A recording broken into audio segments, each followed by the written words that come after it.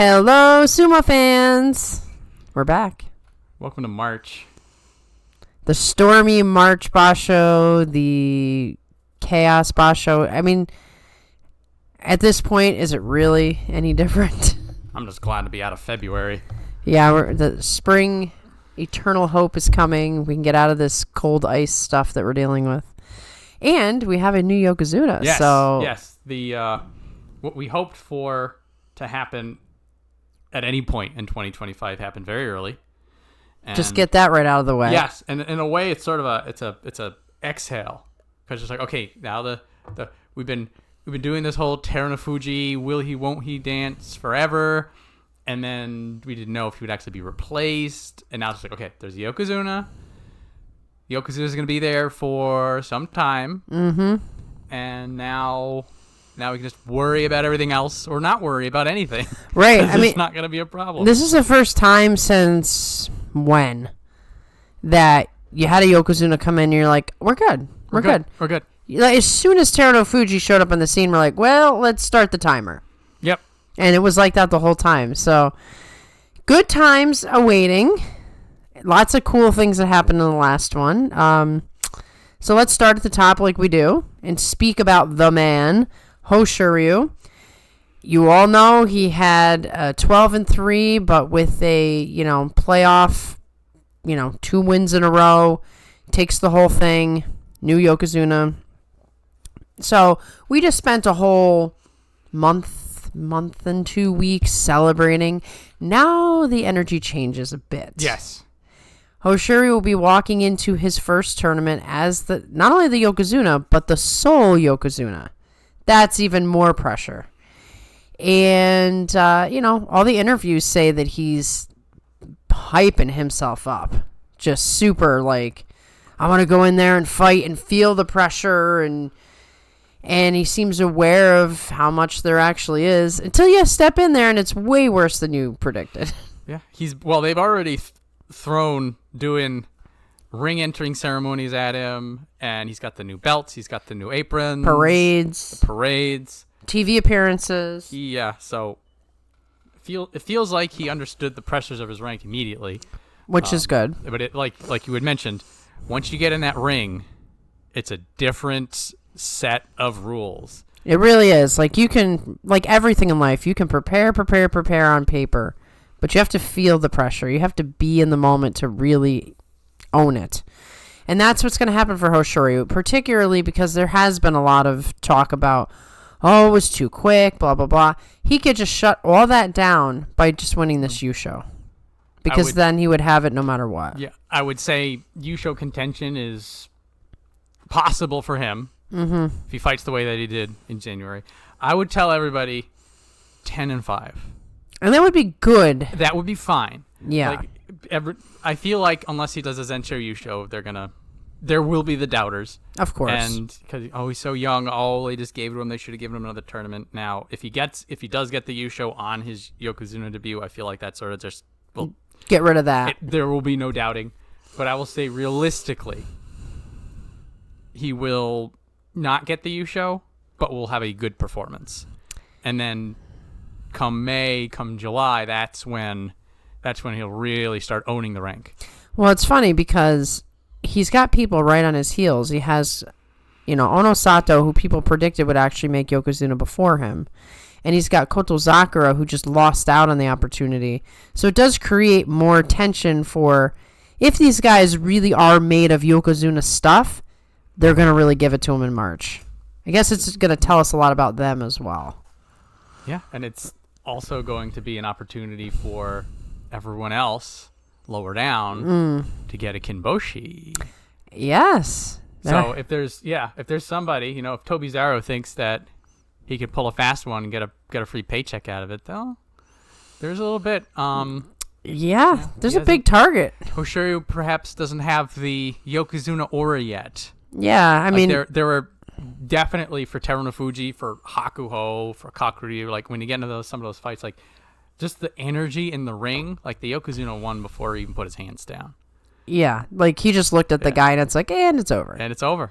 So once Hoshoryu builds that up, That should be very interesting. But for now, everything's new. There's a lot of nerves. There's a lot of expectations. Mm-hmm. So, best of luck to Hoshoryu. I, being a huge fan, hope that all goes as best as possible. No injuries. Oh, let me say that again. No injuries, and just a solid, go in and do your thing. That's it. So, let's get on to the challengers that are waiting in the wings. We have Onosato. Now, is this his career high rank? Ozeki 1 East? He's never been 1 East. Okay, so this is a career high rank for Onosato. Seems like a minor thing in the grand scheme, because once you're stuck in Ozeki, it's like, where are you going? But this is the man who people thought was going to be the next Yokozuna. I don't think they thought it was going to happen this quick for Hoshoryu. But maybe this year that Onosato would be the next Yokozuna.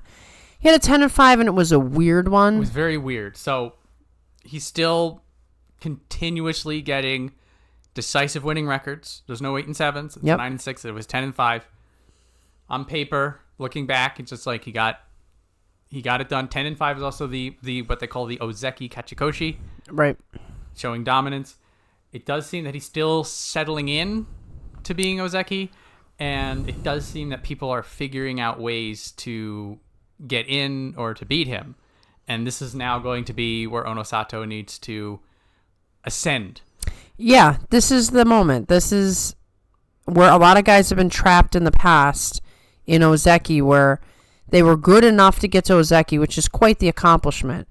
But that step to Yokozuna is a whole other thing. It's a big cliff. I mean, you could see it with the Hoshoryu situation. He had to gut it out. And how many guys have we seen just fall apart at the end of a basho when the pressure was that high? Onosato doesn't seem like a pressure guy to me. He is, but he isn't, right? He's a pretty calm presence out there. Doesn't seem to panic too much. But he's so straightforward that, like you said, people have figured him out. And does he have what it takes to go higher? I think he does, but I don't know if we're going to see it in March. I'm not necessarily expecting it per se. I'm almost expecting, maybe you show contention, maybe another 10 and 5. At least for logistics, both Onosato and Kotozakura are not going to be Yokozuna in March. Yeah. So this for Onosato, this is his opportunity to show that he's upping his game. Getting a Yusho is definitely one way. Yusho contention is another. So if he's a 12, if he's 11 and 4, if he's a 12 and 3, at that 10 and 5, he's showing that he's good enough for the rank, and he's good enough to show potential, but he's not making that extra step. Yeah, and I finally, you hear the rumors that he's not really a practice guy. That killed Mitakayumi. So hopefully that's something that if that's really what's going on, he can get past that. I mean, it might be a pain to practice, but hey, if you want to be Yokozuna. Yeah, he's also been Ozeki for a couple of tournaments. He is still that whole thing, that new pressure. And we've seen this with everybody. So it could be all of 2025 he's still settling in. It could be he figures it out in March. Right. I wouldn't rush the man. It's funny how sumo is a hurry up and wait game. Does seem that way. For a while, you're like, something happened, and then you get used to nothing happening, and then all of a sudden you're like, wait a minute, Hoshoryu's Yokozuna? How did that happen? It really was a long time coming, but when it finally happened, it was quick. So you don't know with Onosato if he'll have a moment like that. You can only just kind of guess based on historical situations, but we have no idea what he's going to do. March is his opportunity to set the tone. Yes. And if that tone is just an Ozeki regular, then it'll be another 9 and 6, a 10 and 5. And if he wants higher, he's going to have to dig deep. Which is going to be interesting. I will say at least he's a great Ozeki. It's been a while since we've had a guy who just shows up and he gets a 10 and 5 and you don't worry about him. We're not worried about Onosato. No. So next we have Kotozakura, whom we may have to worry about. This is really the first time that Kotozakura has really faced something deep. So he was 5 and 10. He went from his Yokozuna, contention to 5 and 10. Not unheard of. These things happen. And he's injured. Now, if he's recovered, maybe there's no problem, but there's question marks. If it seems like some of the reports in the news that came out afterwards that he was fighting on one leg, and some of the initial training reports that are coming out now, it seems that he's fighting healthy. So if the 5 and 10 was more the injury, you can only do so much. Right. If you're so built on a strong, unuprootable defense and one of your legs are gone, that's gonna be hard to overcome. Yeah. So if he's healthy, I think clearing Katoban is a foregone conclusion. Right. And I think that's really all where the question marks are. I mean, he's a strong Ozeki, and now he is motivated by a couple of things. One, Hoshoryu leapfrogged over him. I don't know that he even expected that. Two, this is his first real challenge to overcome. He's Katoban. First, if this is something that fuels him, this is good for him. If it's something that crushes his spirit, well, we'll find out. I don't think he's Koto Shoho. He's stronger than this. Yeah. And he seemed like, he's going to stables and he's practicing a lot. That A indicates, like you said, that he must be somewhat healthy or you wouldn't be doing that. And B, he really wants this. He didn't like seeing what happened. Yep. This is supposed to be, Yokozuna's supposed to be his. I would say if he does another performance like in November, then they'll be talking about him getting right back at it in May. Right. All he has to do is put up a Yusho equivalent, and then he's back in the race, and we forget what happens in January. Yep. I'm fully expecting something like that to happen. Like, all we need on him is 8 wins to clear that Katoban. Like, that's all we need. I think we can expect him to go after the cup. Yes. So, agreed. Sort of the sky's the limit for him, but we just don't lose focus on that 8 wins, buddy. Right, exactly. Get a nice 5-6 in the first week, and then everything's fine. Exactly.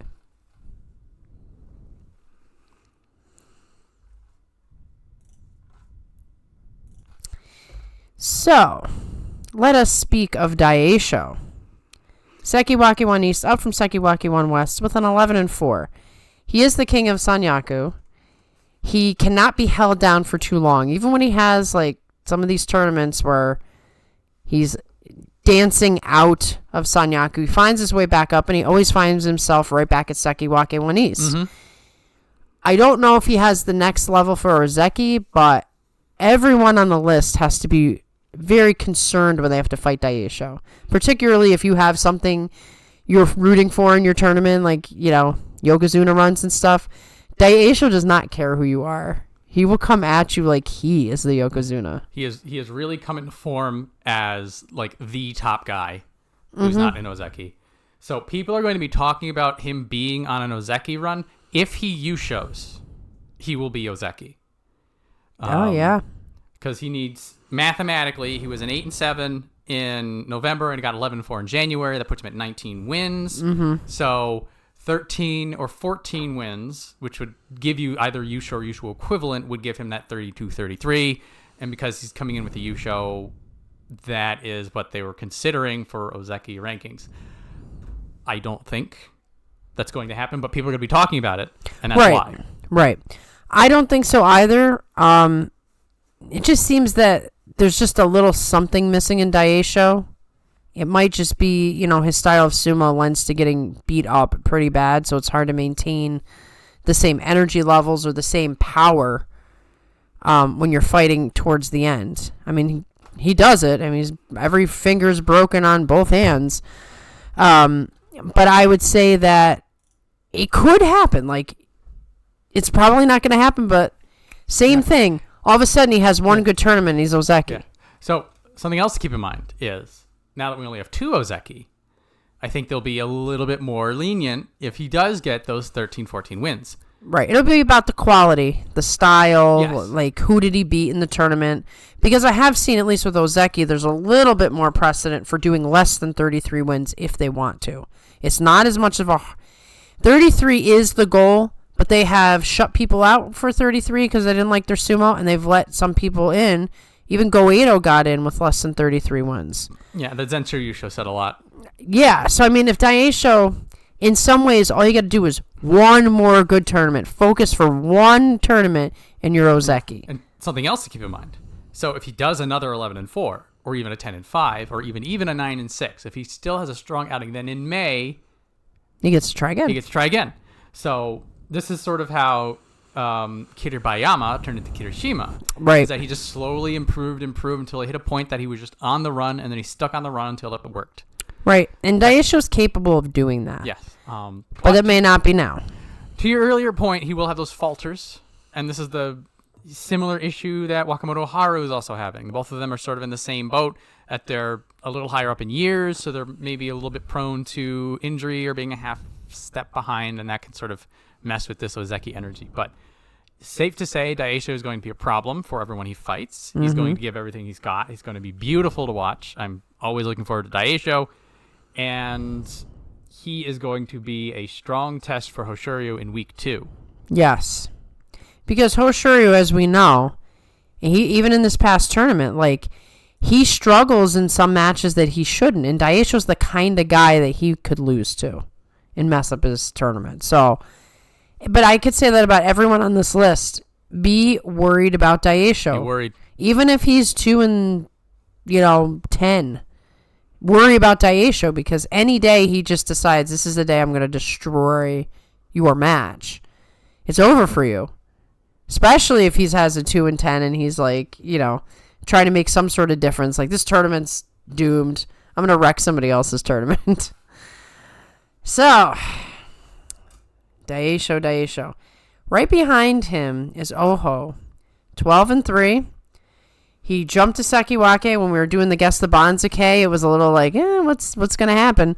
Well, they really gave him the promotion, like the higher promotion that they could give him. And he deserved it. I mean, he has steadily been showing himself better than he had when he debuted. And now he's, in playoff matches with Hoshoryu, who's now the Yokozuna. Interesting thing that I wanted to bring up, and this is just probably far-fetched, but you never know. With that 12-3, if he puts together another 2 good tournaments, he could be Ozeki, because they did do that with Tochinoshin. He was Maiga Shira. He was Maiga Shira 1, I think, when he won the Yusho. And then they counted that, and they only made him do 2 tournaments in Sanyaku.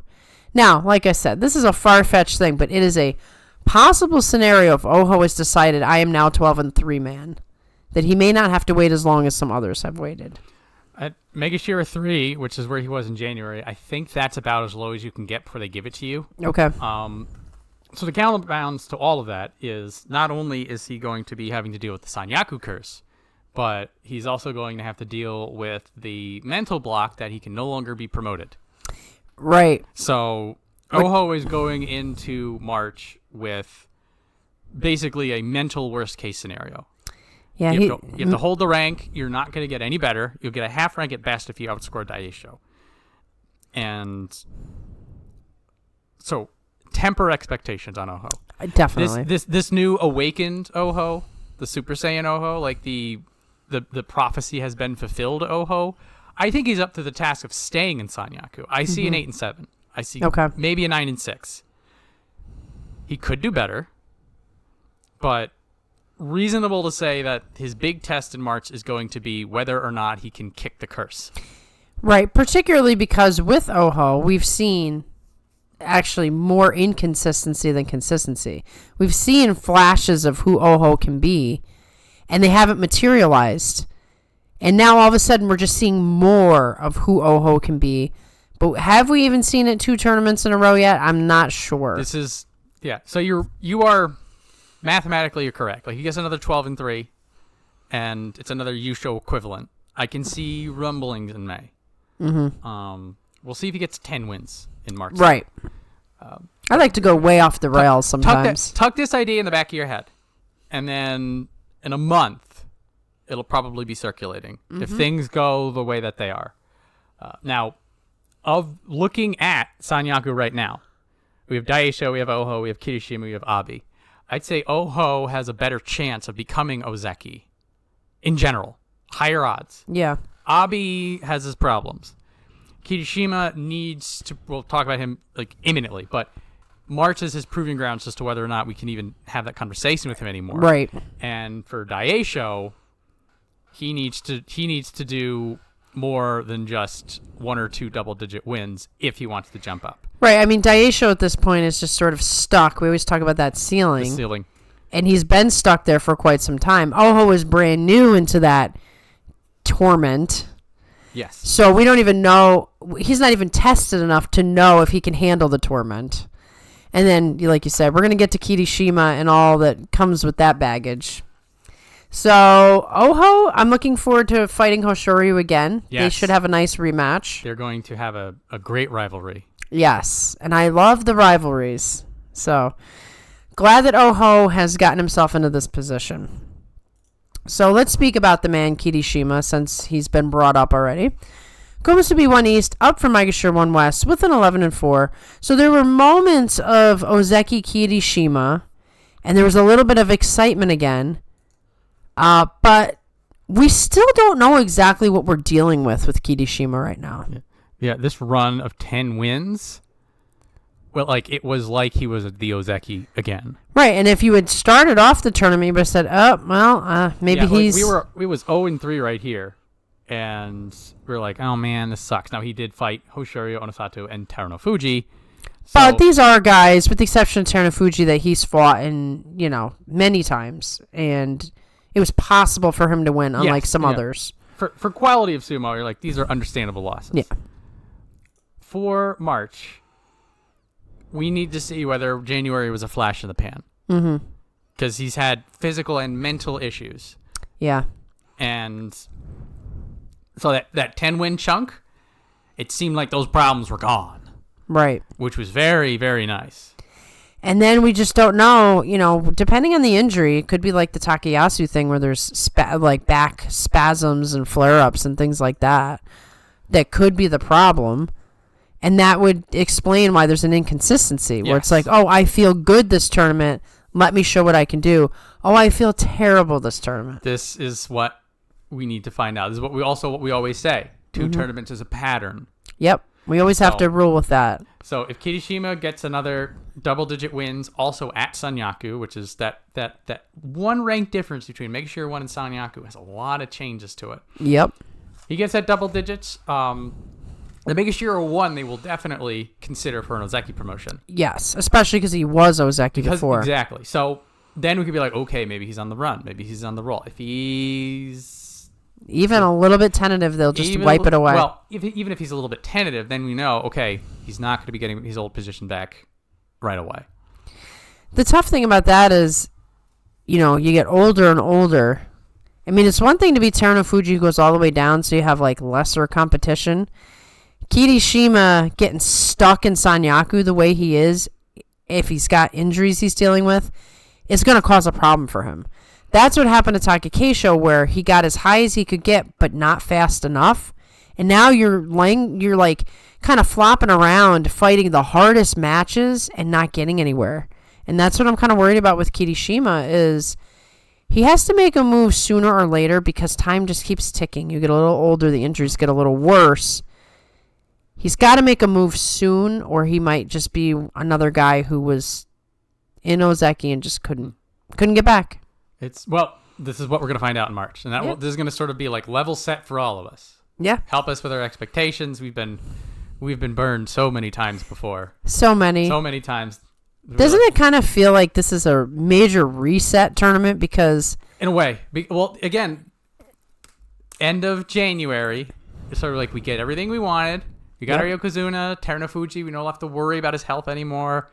A lot of tears, a lot of answered questions. So now in March, we're sort of looking back around. We're like, okay, where's everybody? How you doing? Nobody, with the tentative exception of Daieisho, nobody's on a run. Nobody is making moves anywhere. It's a lot of just stethoscope to chest. Yeah. Let's listen in. Yeah, exactly.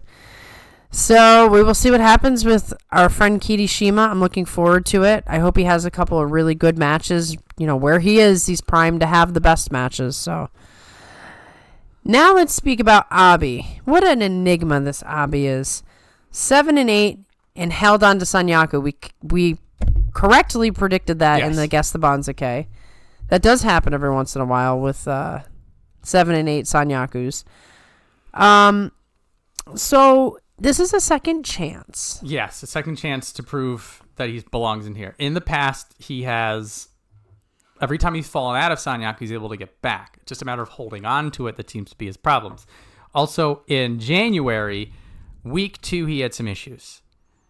And so week 1 for him is going to be whatever. This is not often that this is the way it goes down. But he can do whatever he wants in week 1. And it's week 2 that's going to let us know where his head's at. He had a couple of really good matches and good wins in the last tournament, and then it just fell apart it fell does. Apart. So if it was an injury, if it was some sort of a distraction, then he'll probably have a better week 2. Right. If it's something more chronic or if it's something that he can't get over, then he's going to have that struggle again. And then we're going to know that there's just some, and this has always been the Abi case, that there's some wall he just keeps hitting once he gets up this high. Yep.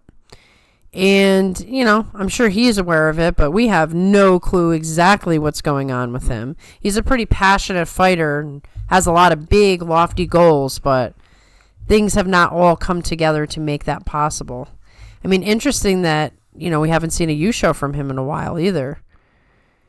So, Abi's really in proved territory, more than I'd say most of the guys up here. Yeah. Because, like you said, he got a second chance. You don't get those that often, and he's either going to do decently well, I think, or he's going to have a huge crash out. I hope not for the crash out. I'd say that's possible. And that's, again, going to let us know, if he's injured, if it's a chronic injury, there's only so much he can do. If he has a week 2 fade, if there's nerves, if there's something he's working through, then it's going to be a problem for him. Yeah. And he's got a lot of guys he has to worry about because everybody's like clawing and scraping. There is a very interesting chunk of people in the top 5 now, and some of these people are Sanyaku hopefuls, and some of these people are people Abi can get wins off of. Right. And it's going to be interesting to see who's who. When we get to day 10 or so. Right, who's top dog? Who's really going to be top dog in here? Because the truth is, Hoshoryu was just one of the guys. Now Hoshoryu's the guy. Now he's the guy. And so if you're one of these guys in the Sanyaku, you're like, wait a minute, he was just my guy only a month ago. Now he's the guy? Why can't that be me? There's that. Yeah, Abi won't mind putting dirt on Hoshoryu. You know it. Abi is such a competitive dude. Like, he thrives. I said this about Daieisho. It's even more true for Abi. He thrives on, doesn't matter what his record is, if he can wreck your tournament, he has done what he is meant to do. He's the heel. Yeah. And he's the heel. In a way, that kind of, the moment-to-moment pressure does not affect him. No. It's the large game. It's the taking the step back. Right. So Abi will make it interesting for us, I think, no matter what his score is. He's going to be a heel. I can't wait. Oh, yeah. So I'm going to speak about the one guy, but I do like this thing that the Waka brothers are occupying the same rank this time. I don't think we've seen that yet with these two. It's been a long, hard fight where they were almost in Sanyaku together, and then Wakatakage gets the terrible injury, and now we're finally resetting for the Waka Bros as well. And the top guy is younger brother Wakatakage with a 7 and 8. So they're in the rebuilding phase. Yeah. Like, Wakatakage had that nice little rise back up, started doing what he needed to do to get back up to Sanyaku. He did not have an Asanayama, tragedy, but he's still, a lot has happened since he was in the Sanyaku. A little upsetting as a Wakatakage fan to hear that the answer to how do you measure up to the best of the best is you're not quite there. But now he knows. Now, like you said, now it's the rebuild phase. Now Wakatakage has the ability to sort of examine his sumo, build on his strengths. You don't know until, like I said, it's been a whole year since he fought some of these guys. Yeah. And he's spending all this time in the lower ranks, and you just can't test yourself until you're fighting the guys you're meant to fight. So this was really the last couple tournaments, him getting his opportunity to fight who he should fight, and he's finding out they have surpassed him. Yeah, and I would like to think for somebody like Wakatakage, who is all performance focused in, both of the Waka brothers have shown that adversity does not have an effect on them.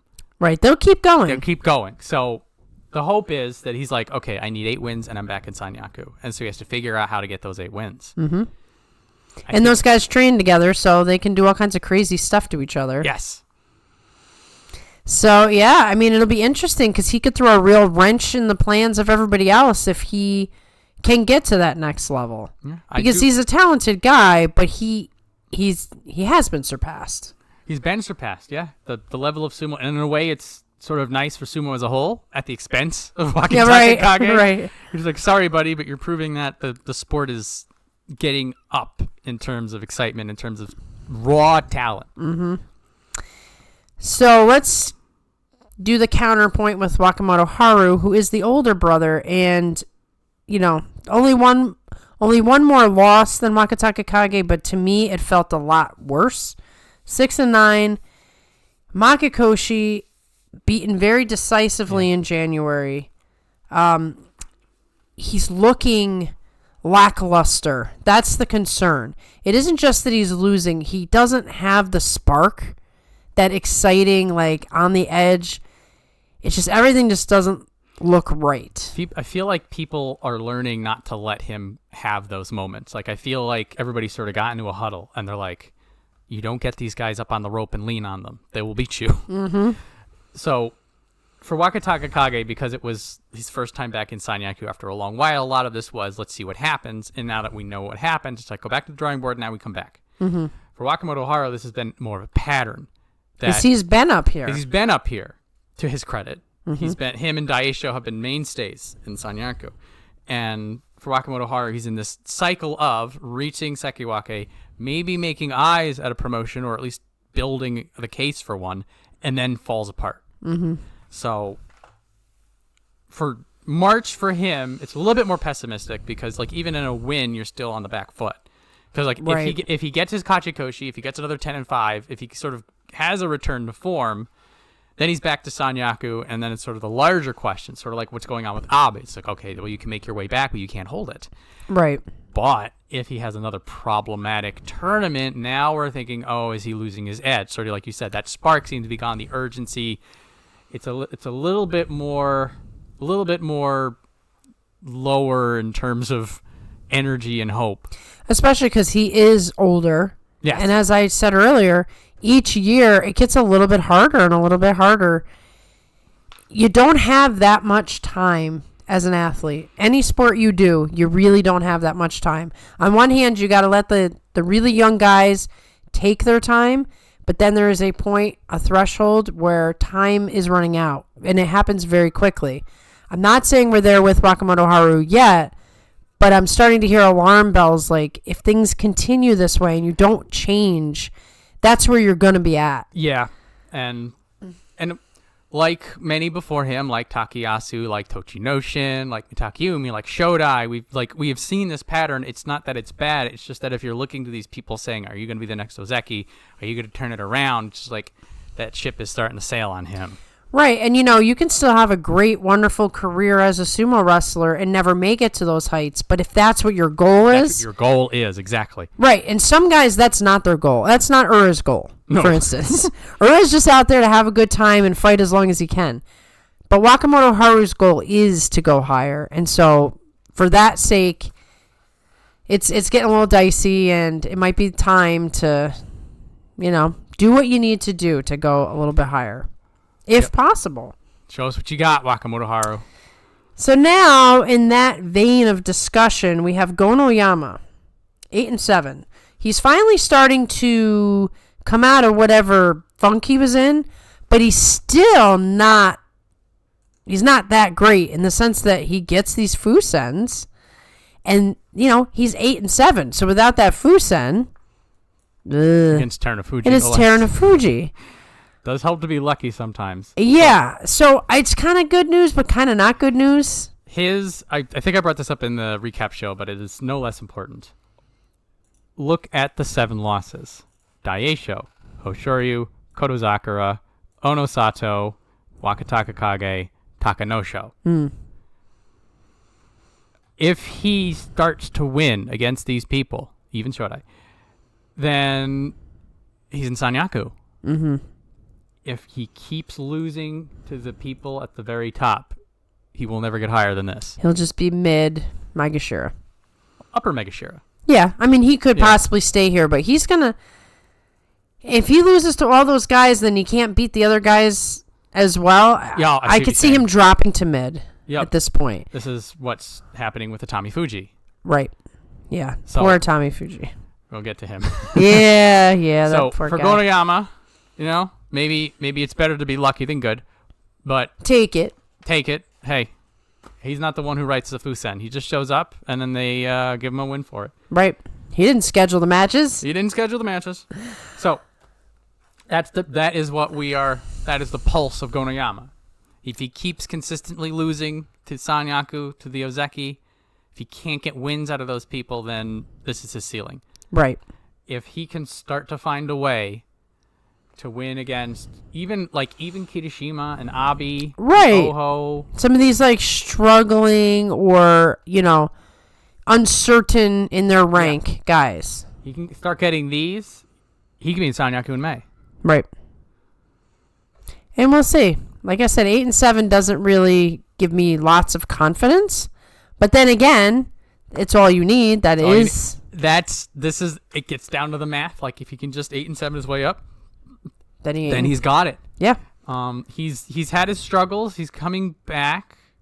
So now for me, it's sort of like it's an even field. Mm-hmm. Just like in March, can you do it? The quintessential reset that we were just speaking about. Yes. He represents it quite well. Gonoyama represents that sort of energy to a T. We got to put him on a poster and put him right outside the venue. I forget, where are they in March? Osaka? Yeah, Osaka. So put a poster of Gonoyama outside of Osaka and say, channel this. Yep. This is the vibe today. The vibe of March. And speaking of the vibe, we have Chiyoshoma, which what do you even want me to say about that craziness? 9 and 6. Is this his career high? Yes. Okay, how old is Chiyoshoma? He had matched his career high in January, and then he exceeded it with a 9 and 6. My goodness. 91, so... He's 34. 34 years old. He will be 34 in July. Okay, so we'll say 33 years old and getting your career highest rank. Can't get any better than that. He is defying all reason, all logic. Yeah. And I love every second of it. And similar for Gonoyama, one good record out of Chiyoshoma, and he's in Sanyaku. It is Kamasubi. Yeah, right? You laugh. I laugh.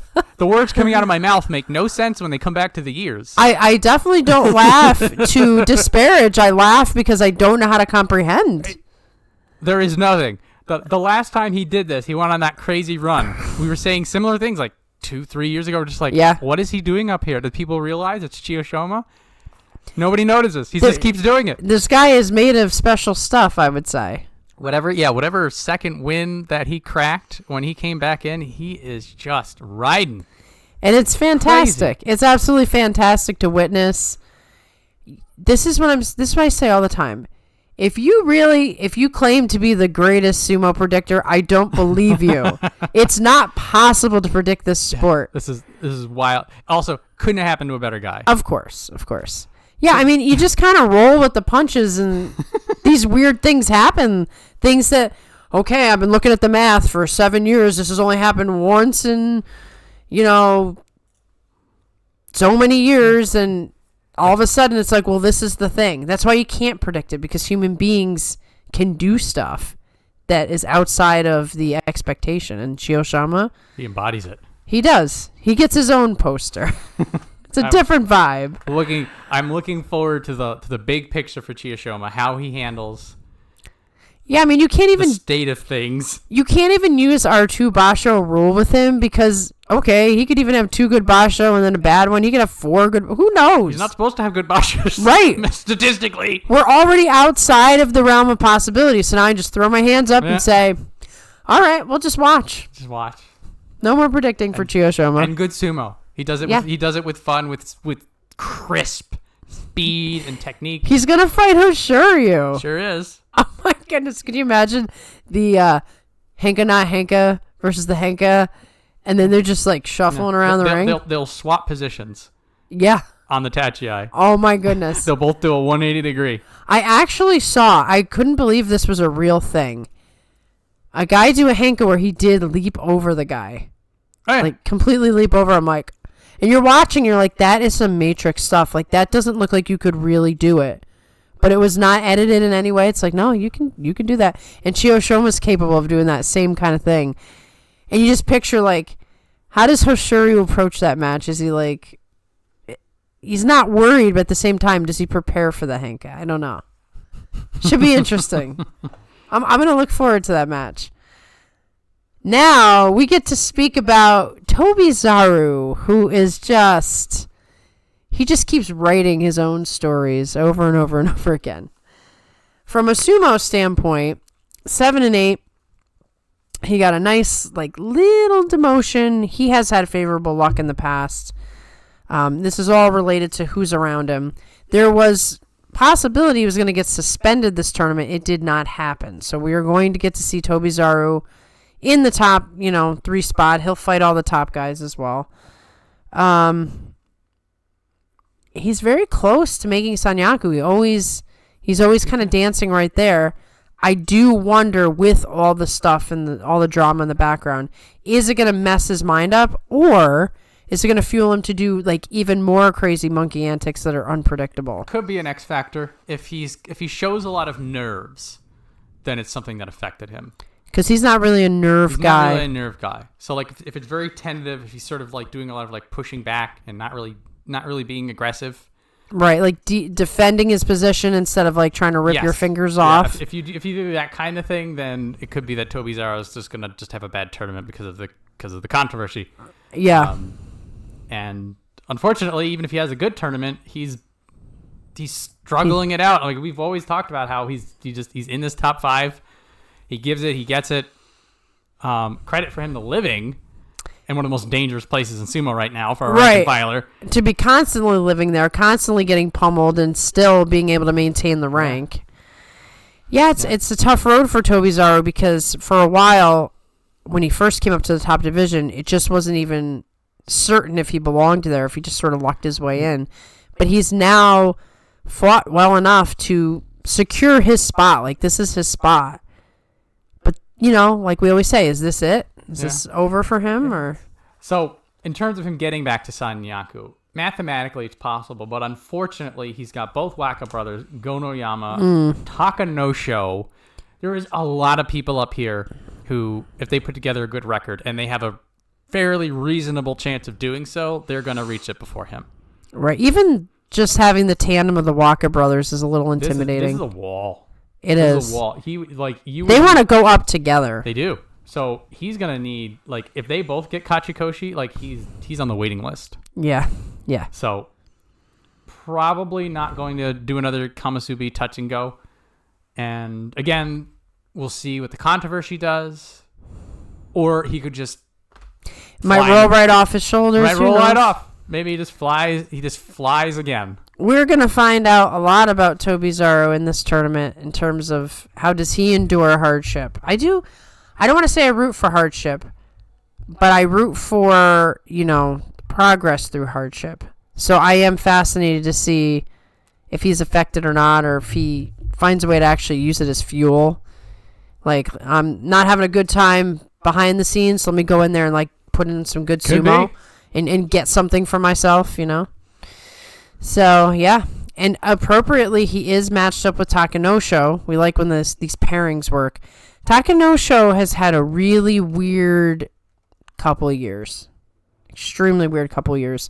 6 and 9.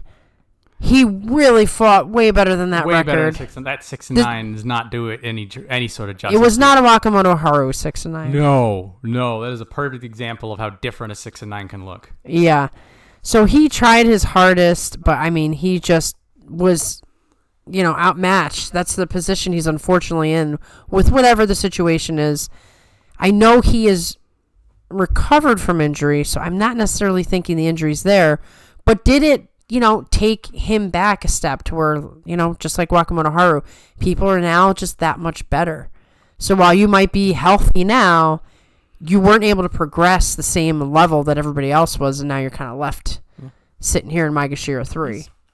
So if we flash back about a year ago, maybe less, he was like 6-9, 7-8, and Maegashira 10. Yeah. And we're like, is this over?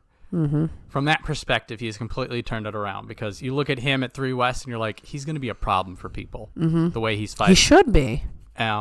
He's sort of like a rank and file Daieisho at this point in my head. And I can see that. Well, if you fight Takanosho, you better be giving it your all. Mm-hmm. If you're not having a good day, even if you're of a better rank, he'll find a way to win. Yeah, I mean, he was 1 win away from a Yusho, Yeah. He was fighting a playoff with Terunofuji. With Terunofuji. I mean, you don't just have that happen if you're not skilled. But there's a lot of things, we discussed this a little bit. Pusher thrusters have it kind of hard because they live and die by their style of sumo. There might be a few little tricks, but there is no, like, let me go to plan B. You've decided, if you're a pusher thruster, you've decided that your style is to put all your power into every one of your matches. So you're not usually doing the tricky thing. You might do some parries, you might do some footwork, but you've put all your eggs in the basket of power. And the tough thing about that is your power is affected by all sorts of things. If you're not feeling well one day, if you've hurt yourself, if you can't get your timing right on the tachi, there's just a lot of things that can go wrong with this power style that create the inconsistencies. So you've almost got to be way more perfect. And you can see this if you compare Takanosho to, say, an Onosato. Onosato's got a couple of things that can happen if he screws up at a match. Takanosho's only got, I got to go forward. Maybe, like I said, you deflect, you do a parry, or maybe you do a push-up and pull down. But, he's made his choice. This is his style, and he's just really got to rely on it and hope for the best. I think a good tournament for him, and he's back at Maegashira 1 and knocking on the doors. Similar to Tobizaru, he'd need like an 11-4 right, to get back in the Sanyaku. It's there. The possibility is there, but we don't know what we're going to see from him. So yep, that's just how that goes. So, speaking of up and down career, I guess I'll put it. Takayasu, Maegashira 4 East, up from 6 East with an 8-7. This was the first tournament in a very long time where Takayasu seemed invisible. That sort of Ozeki presence was just not there. He's transitioning into that veteran. He's a veteran now. Yeah. What kind of fascinates me is that he's almost a different wrestler. Yeah. Than he was a couple years ago. Yep. And now we're gonna see, sort of like get a more objective view of how good he is, because back in the day, like Takayasu would, like his back was fine, his energy was fine, like he was the Ozeki again, and he would beat anyone. It's like now he's gonna be fighting a Sanyaku. So I want to know, just like, okay, his back's good, his energy's good, but you're fighting Daieisho now, and he hasn't really done that in a while. Right. He's been kind of down lower, fighting all the newer guys, fighting the strugglers, fighting some veterans. Now he's like positioned himself to fight the tougher guys, and I'm not convinced that it's going to go that well for him. Probably won't, and we were talking about a few people higher up. Like we're talking Kirishima, is he can have a good time? Abi, can he hold on to things? Wakamotoharu, is he slipping? Enter Takayasu as the counterbalance. Now, he could take advantage of some of those matches. If there's anybody who could, yes, it's Takayasu, who can go in and just find Wakamotoharu playing right into him, who can go and realize that Abi is just going to do a push-pull and he can read it because he's still Takayasu. Right. He's still got the sumo mind of an Ozeki. There is some fascinating convergence of things going on with Takayasu this time around. Yes. And will he survive it? For like mathematically, will it be a Makakoshi? Will it be a Kachikoshi? Right? Are we talking like a 7 and 8, 6 and 9 deal? There's a few ways this can go down. He can kind of like carve a path, like his own little zigzag. It is. Because like he could say, all right, I'm going to take advantage of Takanosho. I'm going to take advantage of Gonoyama. I'm going to take advantage of Wakamotoharu. It's like shoots and ladders right now. Kind of a bit. So when I looked at it, similar to you, like I looked at it like top down, I'm sort of just like, this may be a little too high for you. But I'm sitting there and I'm pondering. I'm sort of like taking in the field, like, this could be some real, like, crafty veteran energy. Or his back throws out. I don't know. Right. Or he shows up day one, back hurts, he's out the rest of the tournament. I don't want to be a doomer. I'm just. That's just honestly though, that's just the unpredictability of sumo, of Takayasu, of being an older person, older people. I mean, things don't work the way they used to. They sure don't. I feel for you, Takayasu.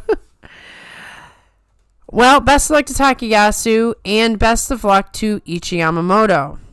Similar thing, we've got the pairing again. He's rising up a Takayasu, up from 6 West to Maegashira 4 West, 8 and 7.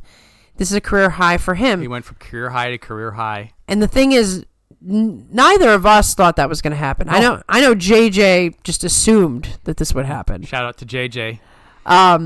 In his infinite belief in Ichiyamamoto, but I was floored. I'm like, whoa, okay. Yeah. Here's one of these things I'm not expecting.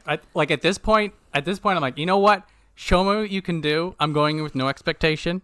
He can do a 10 and 5. He can do a 5 and 10. He can get a special prize. I don't know what's going to happen. The only thing I'm sure of is he's going to be 7 and 7 on the last day. Well, yeah, that's pretty much a guarantee with Ichiyamamoto. And, he'll give it his all the entire tournament. Yes. And many of his matches will end up being close. Those are the things that we've come to expect from him, which is why, he excites his fans. So, well, we'll see. I'm not going to make a prediction on him. It's impossible. At this point, it's like, give him free reign. Exactly. Just like our next guy, Ura. I mean, I don't even have to tell you this. What hasn't been said about Ura at this point? So he goes down for Maegashira 4S, but I'm like, oh, he got demoted. I didn't notice. 7 and 8. He entertains just by being alive. What do you want? What do you want from Ura? He gives you everything. Yeah, if you're complaining about Ura, something wrong with you. You're the problem here. I mean, this guy has probably got to outsell everybody's merch. I feel it in my soul that Ura's probably the guy that everyone is the most excited to see, with the exception of like maybe some of the top guys. So Ura's just being Ura. He's doing a 7 and 8 thing. Maybe he'll be an 8 and 7 this time. He's got a path here too, in the sense that maybe he takes out Takayasu, maybe he takes out Ichiyamamoto. To him and Tobizaru, like we've talked about this too. For each of them, whoever wins the Ura Tobizaru match, it tells you what kind of tournament they're having. Mm-hmm. So if he beats Tobizaru, he's probably gonna have a good tournament. Some of the guys behind him are gonna be tough because they really shouldn't be there if not for bad things that have happened to them, like the Takeru Fuji and Hiromi. Them would be tough matches. But what can you say? I'm not worried We're about just it. gonna watch our pink friend. Sure are. Somebody sent me. I do love the 42 Opinions subscribers. They send me the craziest stuff. They sent me a body wash ad with Ura. Hilarious. Hilarious. Even in a commercial, like, you just look at his face and you're like, I'm entertained. He just makes the funniest faces, I can just tell you. So, continue entertaining, and we're not going to put any pressure on you. We're not going to put any expectation. Have fun. Have fun. Give us what we want, and we will be your fans. Next, we go to Kinbozan. So, that's a whole... Man, this list, I tell you. Mr. 12 and 3. Here's another thing I never saw coming. I had no clue that Kinbozan was capable of a 12 and 3. We haven't seen enough of him before, like the injury. Yeah, he was injured. He was struggled. He goes down to Juryo. He comes back and he nearly wins everything. It's gotta hurt to lose the way that he lost. I mean, to get that close and have like this big of a comeback and it falls apart and you really don't know if you'll ever get that chance again. But once again, this could be fuel. I mean, he won the Juryo Yusho leading up to this whole situation. He's tasted what it's like to be a champion, even if it is the second division. And he was so close to seeing it in the top division. So now we have to question ourselves. I asked this before. I heard he had a neck situation and then he was working with a physical trainer, somebody in the medical field who helped it. Did he just have a great tournament because he was feeling that much better and it was a flash in the pan? Or is he cured now and this is who Kinbozan really is and we're finally getting to see him? Sort of got the impression that he was sort of fighting to his abilities, which meant that a good Kinbozan, 100% ready to smash a fool, he do that. Yeah, he came in with his debut looking pretty good. Yeah, and that quality of sumo is what you'd expect for somebody who is at his rank. Right. So if he has that same fire, I think he's fine where he is. I think he's another powerful addition to the top 5. Do you think he's a potential for double digits again? Maybe. Okay. Maybe. I'd say let him see how things pan out, because like if he's sort of gonna wear that loss a little bit too keenly, Right. If we get an Eeyore situation, a little bit. I think getting a 12-3 and special prizes and being in a playoff with somebody who became Yokozuna.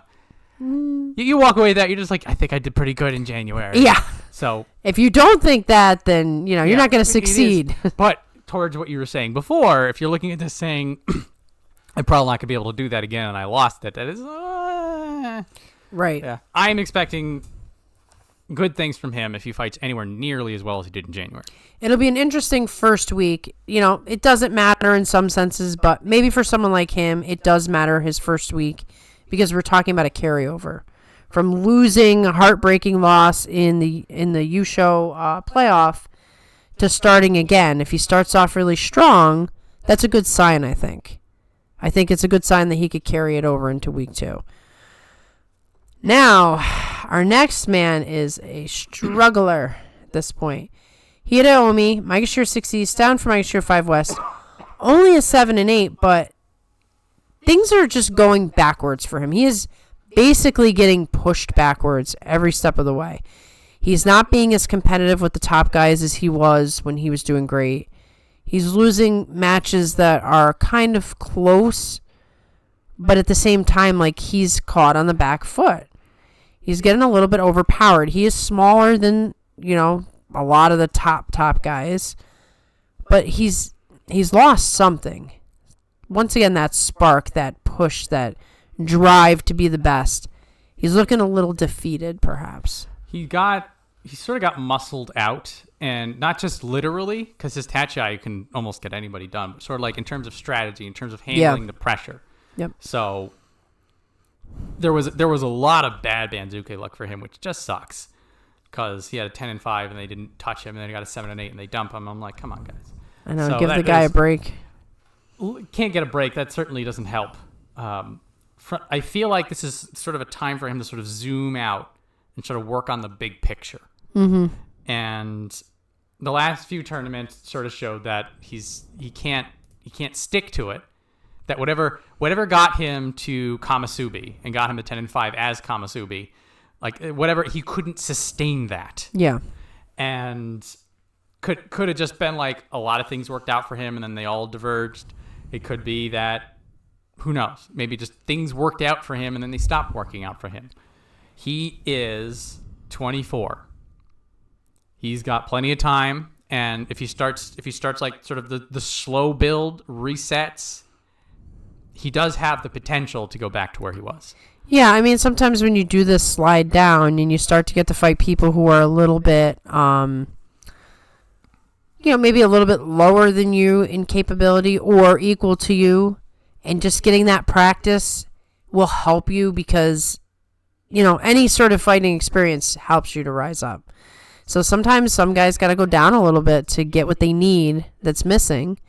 And I think there's a potential there with Hiromi. He is a very intense fighter who puts a lot of effort into what he's doing. So, maybe fighting a Takeru Fuji is a really good thing for him. Maybe It'll be fun. Yeah.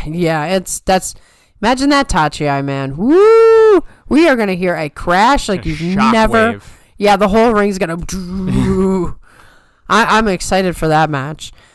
So I guess we'll just sort of be tentative on him. Like, we don't know what's gonna happen, but yeah, for a while it was the hype because he was surging up, and then it was the sadness of the rankings not working out for him, and then it was sort of a depression because he started to slip away. So from here, it's sort of like, let's just calm it down. Yep. Reel in the expectation. Let him rebuild. Let him get some more tools. Take your eyes off of him for a little while. Step it back, and then with full confidence that he will move back forward. Yes. Now, Takeru Fuji is just such an interesting guy. I love the conversation we're about to have. Shoots up from Maegashira 11 West to Maegashira 6 West with the 10 and 5. For a little while, he was in the conversation for the U show. Like, that tends to happen where you get, the 5, 6 guys or whatever. And we got to see his name there for a while. And then, things started to go a little awry. So the truth is we don't really know much about him because he hasn't been around that long. But skill-wise, in his debut, he seems like he's still underranked. It seems that way. But we really don't know him. We know things about him, but he basically comes in, tears it up, gets hurt, and then spends all this time rebuilding. Now he's back, and he's a little bit different than when he showed up. This is almost the exact same thing to when Wakatakage came back up. That in our minds, we were like, your Sanyaku may be on the way to Ozeki. And he comes back from his injury, and he's just kicking ass, and we're like, okay, good. And then he goes a little higher, and he kicks more ass. We're like, okay, good, but we're still expecting this. Right. Takeru Fuji at 6 West is about where we're going to start to see him fighting the best of the best. Mm-hmm. And this has been a lingering question that everyone's had in the back of their minds, which is, how does he handle the Sanyaku, the Ozeki? We got a taste of it when he got weeded out of the U shows in January, but now we're going to see more of it. It's going to be more regular. Right. Once you start seeing him fight all the top guys all the time. Exactly. So 6, you're low enough that I think he's still pretty comfortable for a winning score. Mm-hmm. But there's going to be those key matches. He's going to fight Kirishima. He's going to fight Daieisho. He's going to fight probably Kotozakura or Onosato. 6 may be out of range of Hoshoryu. Unless he's doing really well and they want to have that match. Right. Well, the interesting thing about Takeru Fuji was part of why he had such success in that first tournament is because he does hit hard and he is fast. And no one had seen him before. So he had the element of surprise where he just took each guy. This is my first time with you, take you out. Yes. First time with you, take you out. We're now getting a more realistic picture of who Takeru Fuji is. He still has the speed and the power. But now these guys have seen him 2 times, 3 times, and they're ready. And that's where you get to really see what kind of fighter he is. Exactly. Once people know how to read, your best attributes. In March, by the end of this tournament, we're going to know where his potential is. Yes. Or where the limit of it is. Right, which is, once again, adding to this whole theme of it's a reset. It's big question marks. For me, as a Takeru Fuji fan, this tournament was the one I was waiting for. Okay. Because again, I want him fighting Wakamotoharu. I want him fighting all these guys. These guys. And the only way he was able to do that before was in the Yusho elimination. And then, the other 12 days, he's crashing some guy who then falls into his Cheerio. Right. And the thing about that is, there's extra adrenaline if you're in the Yusho race. And a little bit extra nerves maybe from some other people. It's not a real vision of how you match up with this guy. Yes. Like, it's when you are in the mix and this is your regular opponent that you find out who's got what. So, this is the time for us to really get to know him. And then he goes back with that list of, if I do this better, no one gets me. Right. So fast forward to September of 2025. Yeah. If he's as good as people say he is, we ring the Undertaker bell. I was gonna say, are we There's a going hype to? train. Is he really going to ascend to the greatest of all time, such as to take on the nickname of the Undertaker? You really gotta assume the role. It's like I want that. Yes. I want him to be the Undertaker. I want to end 2025 with him as an Ozeki. Mm-hmm. But this is where we find out how realistic that is. Right, March does set the template for it. It's like if he has a bad tournament, it's not going to happen this year. No, it really because it's like there's two medal tournaments, March and May, right?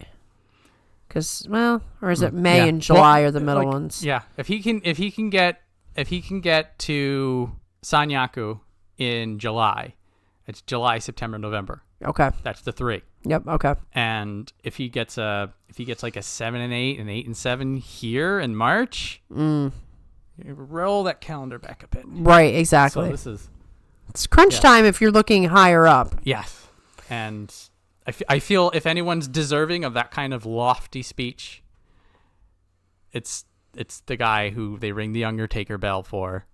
And at this point, he is top dog in Isegahama. Yes. Which is going to be an interesting X factor for him and for other people in Isegahama because they no longer have their Yokozuna on the Banzuke. They do have him in the back, which maybe that's more useful to them. Right, for them individually. Yes. So there's that changing of the guard is going to be a sort of an Isegahama factor. Yeah, I mean, they've had the top guy for several years now. It's time for the new top guy, and Takeru Fuji wants to be the top guy.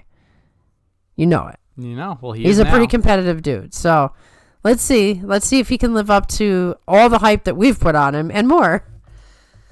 Now we're gonna take the hype away. It was short lived. Suck the hype right out of the room. So, but we've learned some interesting things about Shodai, so I can't wait to discuss Shodai. Maegashira 7 East down from Maegashira 4 East with the 6 and 9. He had some good matches. He just the one who defeated Hoshoryu, correct? Like one of the matches where you're like, Hoshoryu, what are you doing? You've just ruined your Yokozuna chances. There it is. Yep. Hoshoryu 13-2. One of those losses was to Shodai. Say what you want about Shodai. Yeah, we certainly have. We've said plenty about Shodai, but here's the funny thing, and I just have to say this. We will get into his record and everything, but how Shodai is it that he secretly got married and then didn't want anyone to know because he didn't want people to blame his wife for his performance? He's been married for years. Okay, so the question is he just insecure and trying to protect his wife, or is it just true? It would finally answer the question of why Shodai went from Ozeki to who is he today? Does he get into a fight with his wife every day before the match, or we're doing good today, so I'm going to go out there and kill it? It's kind of funny to think about. It is hilarious that it was brought up, and then he directly said, I didn't talk to anybody about it because I didn't want them to blame that on my Ozeki failures. Yeah, that's just... What a line. It's too much of it's a Shodai thing. Now I understand the Eeyore thing. He has a child, too, doesn't he? I think so. Yeah, I think he has a new child, which explains more things. The guy is... I'm sorry, he's a treasure. I don't care what his record is. Yeah, he's got the best personality, I swear. Yes, the dawn of casual Shodai. Yes, he's like, I'm a family man. You didn't know it, but I'm a family man, and maybe that's why sumo isn't. I don't feel like sumoing today. It makes a little more sense to me now. But anyway, so Shodai, when he's just chilled and relaxed, he can put up 10 and 5. He can do fine. He can do fine for himself. He does seem to feed off of the energy of his opponents. Yes. If they really bring it to him, he seems to match it. He seems to match it. Now, if they bring it a little too strong, then he's just like, never mind. Right. It's there's a sweet spot where they get him fired up, and then he sort of reaches that Ozeki Shodai that comes out of nowhere. Or there are sometimes he'll just hit somebody, and it'll be like, holy crap. Yeah, it's like, wow, Shodai just blew that guy away. Because Shodai just woke up fired up today. Maybe the baby smiled at him before he left the door. Exactly. You just don't know with this man. So, another guy that you don't spend any time trying to predict. No, what's the point? Not worth it. Because you don't know if it's going to be Yusho Shodai or if it's going to be, an Ono show. You just don't know. You just don't know with Shodai, so we just enjoy the ride. Now, with the next guy, Tamawashi, I could almost say the same thing. It's a little different flavor. And once again, they've done this brilliant pairing with Shodai and Tamawashi. That's perfect. So, 9 and 6, every time I think Tamawashi is done for, he's finally a veteran at 40 years old. He's finally a veteran. He puts up a 9 and 6, and now he's Maegashira 7. He had a great time of it in January. He did. He had a blast. He looked 10 years younger. And you're like, okay, so what am I supposed to do with this? Like, you want me to sit around and talk about sumo like I know what I'm talking about, and then Tamawashi's just going to do what he wants. So no matter what I say, I'll be wrong. Yeah. Stripping everything away. Maegashira 7 Tamawashi means we get him for like another year. Right. So that's the positive. 41-year-old Tamawashi. 41-year-old. We're going to see him in 2026 in the top division. Nuts. Because like he doesn't crash out. No. So like if he's losing, it's more of a fade. So it'll be 7, 8, 9. But the way he fought in January, I'm like, are you 40? Are you lying to us? Like, is your birth certificate wrong? What's going on here? He must have found a new fountain. Well, he's very smart about injuries, and I will knock on wood. He finds a way to sort of lose his matches without any sort of weird twisting, or like you said, if he's losing the match, it's not that he's not resisting, but he knows how to get out of that ring. He knows how to get out. You don't see, and it makes sense. Like, how do you fight until you're 40 if you're not good at that? I mean, staying healthy is just as much important as all the other fundamentals. So, I mean, all the power to him. I don't know what he's going to do. Like, can you imagine if he pulls a 10-5? I would love it. Tamawashi, do whatever you want. At Maegashira 7, he has free reign. Right. Have a bad tournament if you need to. Have a good tournament. Have a bad tournament. Break an arm. Shove somebody into the stands, or just sort of fade in the second week. Who cares? Free it. Blank check. Too bad he's not going to have Tamashoho with him this time. Unfortunately, which was weird, but I know we got to talk about the bottom when we get there, because it was real. Like, the bottom got screwy on the Guess the Banzuke, but I mean, we would have been like the top people on the Guess the Banzuke if not for that weird bottom. It's fine. We got 11 and 4. 11 and 4, everyone. You hear that? Thank you for your. Yeah, this is a group effort. Yes, this is the 42 Opinions 11 and 4. But anyway, best luck at Tamawashi. I hope he breaks a bunch of records, being 40 years old and just continuing to soldier on. Everybody take note. Be this wild guy. Now we got to go down into sadness again. Atami Fuji, the man that everybody loves and no one can figure out. He had a pretty good drop from Maegashira 2 West to Maegashira 8 East. This is the lowest he's been in a long time. A little while. We talk about this all the time. This might be a blessing in disguise. I think this is going to be a benefit to him because he was struggling, and to his credit, he stayed in that top 5 with 7 and 8 and 8 and 7 and looked like he was on the cusp for a long time. Mm-hmm. And then it sort of nothing worked out for him. Could have been the retirement. Yeah. Could have been anything. Could have just had a bad tournament. Who knows? But from here, he's no longer top dog, so that pressure's off of him. Mm-hmm. He's going to be fighting people he can probably handle. Yeah. And this is the confidence that you can build up. You can just work on your fundamentals. You go out, you do your best, and your best is going to get you a winning score if you're Maegashira 8 and somebody who lived in the top 3 for 6 months. Right, it's like a little bit of a vacation in a sense. I mean, most of the guys here, I feel like he could beat. He's going to have trouble maybe with Haku Oho, if Haku Oho is living up to his potential. I say Gahama stable, he's not fighting Haku Oho. Oh, that's right. He's also not fighting Midori Fuji or Takara Fuji. Or Takeru Fuji, for that matter. Oh, gee. He's got a pretty sweet. So a lot of the people immediately around him are in the same stable. So then he just gets to pick off the sickly ones. Yeah. So I mean, he'll have a hard. Here's Nisuke Fuji. It's this whole this. He's gonna have a hard fight with Tamawashi, I think. Now he should be able to beat him because he's physically, larger than Tamawashi and got youth on his side. But you never know with that Tamawashi. They'll dig a little lower for him.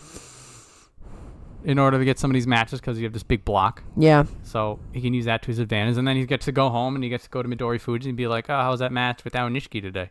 Yeah, that's a good point. So I mean, it might be all good news down there. He's got things going for him. And again, if you look at this saying, okay, I regroup, I figure out what works for me, March should treat him well. Yeah, and like you said, if it's a confidence issue, if he has a really good tournament, maybe he goes into May with some fire. I'm hoping. He needs some good news. Then then you hit the gas, and then you're back in the top 5 where you were before, and you're doing it with momentum and confidence, and maybe you spent a little bit more time working on some belt grip that's going to help you out now. Now, an interesting question I have, and maybe, because we'll be doing the live chat, you guys can answer this. If Hakuho does in fact get his own stable again, do these guys now end up fighting each other? And the reason I asked that question is they also have the group thing now where there's group stables and even the groups don't fight each other. So like these guys are going to at some point go from being buddies to like, all right, rivals. It's go time. Yeah. Oh, yeah. Because they've seen they've seen their practices. They've fought with these guys. They've lived with these guys. They know things about them now. Now you rip it apart and it's like, I know your weakness. I know this about you. I know that about you. Could be fascinating. Yeah. Well, whatever goes on in the training room is then going to happen on the dojo. Right. So we might be in for some interesting, tension when that happens. Maybe they won't, but I don't know. I'd be a little worried if I was practicing with a guy for over a year and then all of a sudden we have to fight each other. I think they're hyped for it. I think probably this is some bunch of young guys. This is some Vegeta reaches into the lottery, and then shows Goku the number 4 and smiles across the room, and everyone's like, "Ooh, and then they're gonna fight." That is the energy that these guys have. So Hakuho is gonna turn into Majin Vegeta. And then he's going to go fight Takeru Fuji. And they're both going to be in Sekiwake. Ooh, that's some fun future stuff to think about. That's how I look at this. I do love your endless optimism, John. It's contagious. So we've spent all that time with Atami Fuji, hoping that he will regroup, reset, and something good will come out of this tournament. Now we have Oshoma, Maegashira 8 West, up from 9 West with a measly 8 and 7. And I only say that because he was doing real well at the bottom for a while. And now things are starting to, slow down a little bit, calm down a little bit. He's not looking as good. He's looking a little bit more normal, like a normal sumo wrestler. More normal would probably be how I'd put it. Yeah, like he was a little bit of a potential star because he was throwing up these high numbers while being in the lower Maegashira. Now he's performing more like his rank. This is for me, that's sort of what you just said, feeling like his rank. That's always been the big question. Because when Oshoma came in, he had a lot of hype, a lot of fire. He was doing really well. We didn't know where he was. So he went up a little bit, and he went a little bit too high. He got knocked down. So then when he got knocked down, then he got a Kachikoshi. So that's sort of like, okay, now we know where his ceiling is, and now we know where the floor is. Mm-hmm. And so Oshoma is better than double digits. So he is middle of the road, solid top division presence. Like you look at Oshoma, you're like, you belong in the top division. Right, and the question is, will he be a mid guy for a while, or does he have more to show us? This is what we will now start to figure out about him. So now he's had time to settle in. It's not nerves anymore. Now he's established as this person at the top. Now we're looking at like, what improvements are you making? Right. How much higher are you going to go before you hit that wall that you can't get any higher? Right. Or are you going to be humbled in March? I don't know. Once again, another guy that we just haven't seen enough of him in a specific role to know if he belongs there or not. Yep. So we're dialing in on him. And so again, the Kachikoshi, the rebounding from the 4 and 11 to get the 8 and 7, that's a big sign of sort of a mental toughness. Yes. Of a focus. Yes. And that tells you, okay, he's going to stick around. He's got the will for it. He's got the body for it. Mm-hmm. Now we're going to find out, okay, are you going to just keep struggling in the 5 to 10 range? Right. Are you going to rally? Right. I'm curious. He's got a lot of people to worry about, so He sure does. he's got to just sort of put his head down and do what he's got to do because this is some hungry vultures hanging around. he's got to get to work. Yeah. Like, playtime's over. You were cool, new kid on the block, but, yeah, we're not playing that game anymore. So, yeah, we'll see. Now, another guy, similar but different, Haku Oho. He's most similar to Takeru Fuji. It's almost kind of amazing how they've had a similar story. In fact, who knows? Maybe they're best buddies over that. He had a 10 and 5, and he had a nice rank jump from 15 to 9. And it's interesting because it shows us that he's not done for. I was a little nervous at first because he struggled in Juryo. There was a real concern when he didn't pop back out of Juryo that he would be stuck there, and that would be the song of him. Mm-hmm. So not only him getting back to the top division, but then him coming back with a 10 and 5. Very important. It's that sigh of relief, like, oh, thank goodness we didn't lose him. Right. All the things that happened to him, he's come out the other side. Right.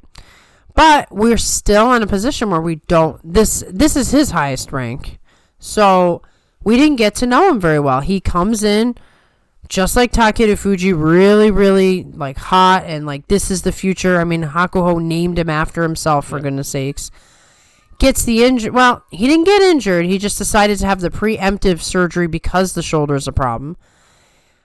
So we never got to know who is this man. And now we're finally in that stage to get to know him. Yes. And it's looking encouraging, but I have a little bit of like sweat on my brow, like pull that all back. Pretend you've only seen him for one tournament. Okay. This is how I'm looking at this. Got it. Because when he hit the 10 and 5 in January, for me, I'm just like, cool. Everything that happened has been swept away. It has been resolved. He's already had his reset. He went through his struggle arc. We're past it. In anime, once you get through the adversity, once you fight the bad guy, you don't talk about, oh, what about that struggles with the bad guy? You're like, I dealt with him. Right. This is my mindset. That's done. Yeah. So I'm going into Hakuoho. I'm just like, you've proven yourself. Now you're a new prospect. It's like he's only been in the top division for one tournament. Mm-hmm. And that's sort of that was sort of how I was looking at Takeru Fuji. But the hype around Takeru Fuji is out of control. Yeah. It's insane. Deserved, but wild. Right, and Hakuoho is very similar in terms of like, I mean, he didn't win the Yusho. Takeru Fuji's got the edge. He's got the edge on because he reached that like outer space. Yeah, like what is happening? Orbiting along with the International Space Station level of crazy. But Hakuoho was pretty impressive. He was in contention. He did have a crazy spark, and then he fell down. Right, but it's almost like people have forgotten about him already. It's a little bit to his benefit. He still has. Yeah. This is not to say that he doesn't have an expectation on him, because he will be top Hakuho guy. He was named after him, and he does seem to have somebody with that kind of potential. Yeah, I mean, he wanted to name him Hakuho, and if he becomes Ozeki, that might happen. Probably will. I mean, that seems to be the trend. You have the Kotozakura, you have the Kirishima. Right. It would be interesting to have another Hakuho. However, no one will ever be Hakuho, I don't think. I don't think so. That's a pretty daunting thing to put on the young man's shoulders. Okay.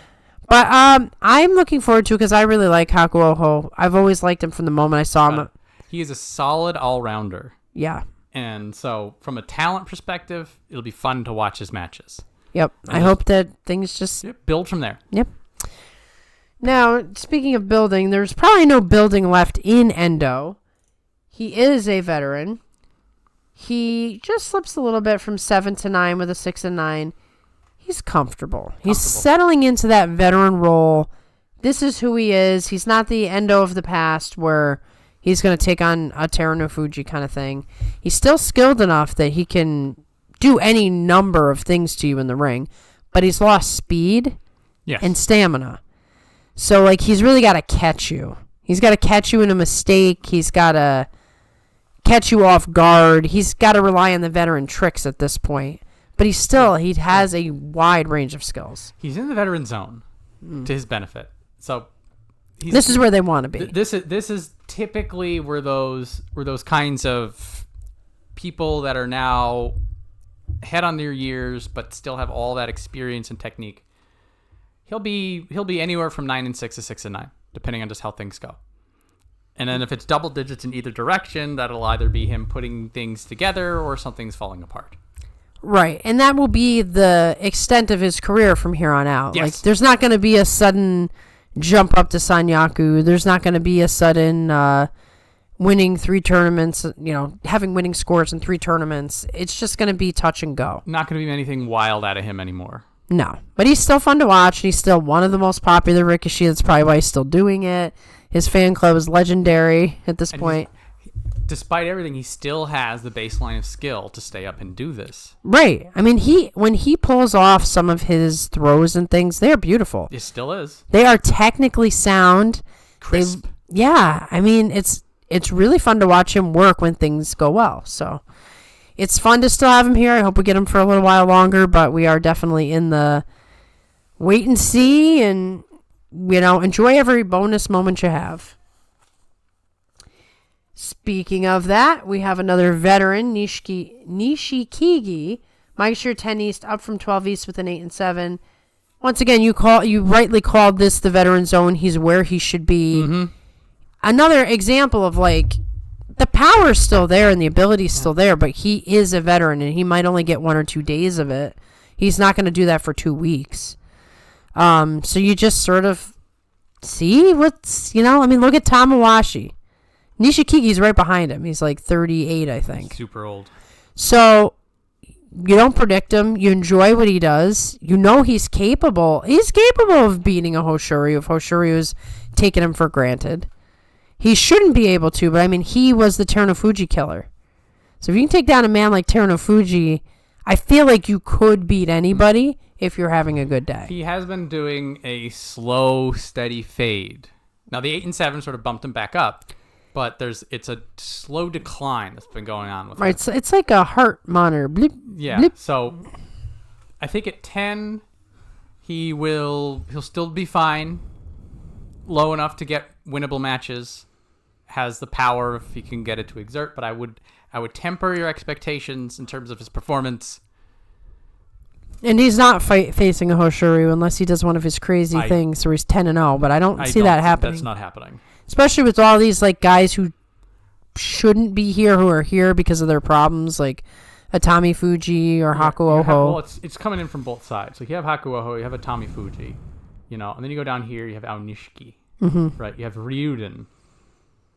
So the lower areas means there's going to be for specifically for Nishikigi, there's going to be a lot of people who, if they're having a good day, then he's going to have a bad day. Exactly. And somebody's got to get beat up. In every tournament, there will be the guys that, you're the guy we were going to take advantage of to give ourselves a good score. So he's got to be concerned about that. But at the same time, he just goes in and puts in the best effort, and he's a strong dude. He just can't be complacent. Exactly. Be careful. Be careful. Be careful. Don't be Shonana Umi. I'm sorry. I can't help myself. I just can't help it. He's got the black mark, Shonanomi. He does. I don't know if it can ever be removed. I just don't know. I'm allowed to do it too, Shonana Umi, Maegashira 10 West, up from 13 East, 8-7. Kind of starting to put things back together again. He got this, he got this promotion because of the weird records that everybody had. Sometimes a lot of wastelands down here at the bottom. Exactly. Get lucky again, and you can take advantage of it. Just getting a winning score could mean good things for you. Sometimes that's all you need. Exactly. 8 wins. So, he should be okay down here, but he's been a real mystery to me because he should be better than he's been. You look at the way he wins when he's winning, and you're like, damn, you're pretty good. It's just he can't keep that level of consistency for 15 days. Yeah. When he gets a little bit too high, it seems that there's nerves or something breaks in him, and then he just all falls apart. Yeah. And then when he's lower down, sort of just the raw, passive, just being a big dude-ness. Yeah. Combined with his techniques is able to sort of rebuild him. It is strange to watch a man that big do pure defensive sumo. it is interesting. Him and Oshoma both have they impose with their size for pressure, and then they move backwards to win. Right, and it's we always talk about this. You need all flavors of sumo to make it interesting. But it is a bizarre thing to see a man that big just not like. I guess I think of Aoyama when I look at him for some reason, and I just expected. He could do that, and he's done that a couple times. There are like he's had moments, He's had his moments of like aggressive forward sumo in addition to the back sumo, and so it's one of those things that you lay it all out on a table, and like if you do this and this and this and this together, you're 12 wins. Right. It's always the problem of pushing it all into one 15-day period for him. Exactly. So he's got to get to work if he wants to have a good tournament. Yeah. So it's the moment to moment's fine. It's the larger picture. He's sort of like a lower down Abe. Yeah, I could see that. Yeah, it's a similar way to look at it. It's like you almost have it, but you're just not putting it together, and it's killing you. It together, and they have different problems. Right. But the essence. It feels like it's just like there's enough there you can make it work. It's just not working. Mm-hmm. So now we have Midori Fuji, who holds rank at 7 and 8. We got a whole bunch of losing scores here. So he's not a veteran, but he's so small that he's almost more comfortable in the veteran space. I don't know how the man does it. How you can be this small and just go head to head with guys, and like I think he was smaller than Enho. He is 115 kilograms, which is 250 pounds. Oh, that's so small in sumo. That was Ishihara. Pounds? Yeah. That's Ishihara size. 174 centimeters is like 5'6". Yeah, that's a small dude. 5'7". That's a small dude. He's also 28. Oh, I can't believe it. He's older than I thought. So he's still... So I call him an honorary veteran, sort of like what you said. The veteran zone seems to be these days where he's working the best, even though he's not old enough to be a veteran. And to his credit, he's been in the top division he's had a strong tenure. He's been here for years. I mean, give him 2 more years and he's in veteran zone, I'd say, right? Yeah. Do we say 30 is? I say 30. Well, it feels historically that 30 is sort of the over-under. Okay. So like when you're going up to 30, like you're physically still building. And then past 30...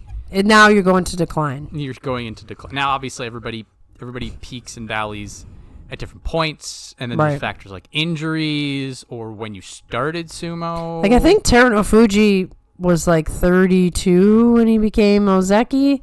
So, I mean, here's veteran zone and you're claiming your throne. And then you can be Tamawashi and you just fight forever. Right. Or somebody like Takakeisho who... Quits at 28. Quits at 28 because the injuries pile up. Mm-hmm. Exactly. So, like, if Midori Fuji was Takakeisho, his career's over. Yeah. Another way to look at it is that if you join sumo at 15... When you're 30 years old, you've been doing sumo for half of your life. Yeah. And that is 15 years of getting battered. Think this also sort of matches like if you look at American football, like fullbacks. Yeah. They'll never last more than 10, 15 years. Yeah. They're gone after that because they're just battered. Yeah. It's like a purebred dog, you know? Yes. You've got all this greatness to you, but that means your life will be short. Yeah. So, circling back to Midori Fuji. He's not a veteran, but the veteran zone at least seems to be where he's circled in because at this point, his technique, his grit seems to be able to overcome any sort of size or skill issues he runs into. Right, and he can use his speed against the veterans down here. Much he better. is a very speedy dude. He's way younger than most of the veterans, so he's in a advantageous position down here. It'd be funny, like, if he just throws up a 10-0 for the first 10 days like he's done in the past. I'd love the return of that. Yeah, it'd be good to see a return to form. He's done a good job as a small man, staying in the top division this long and being competitive.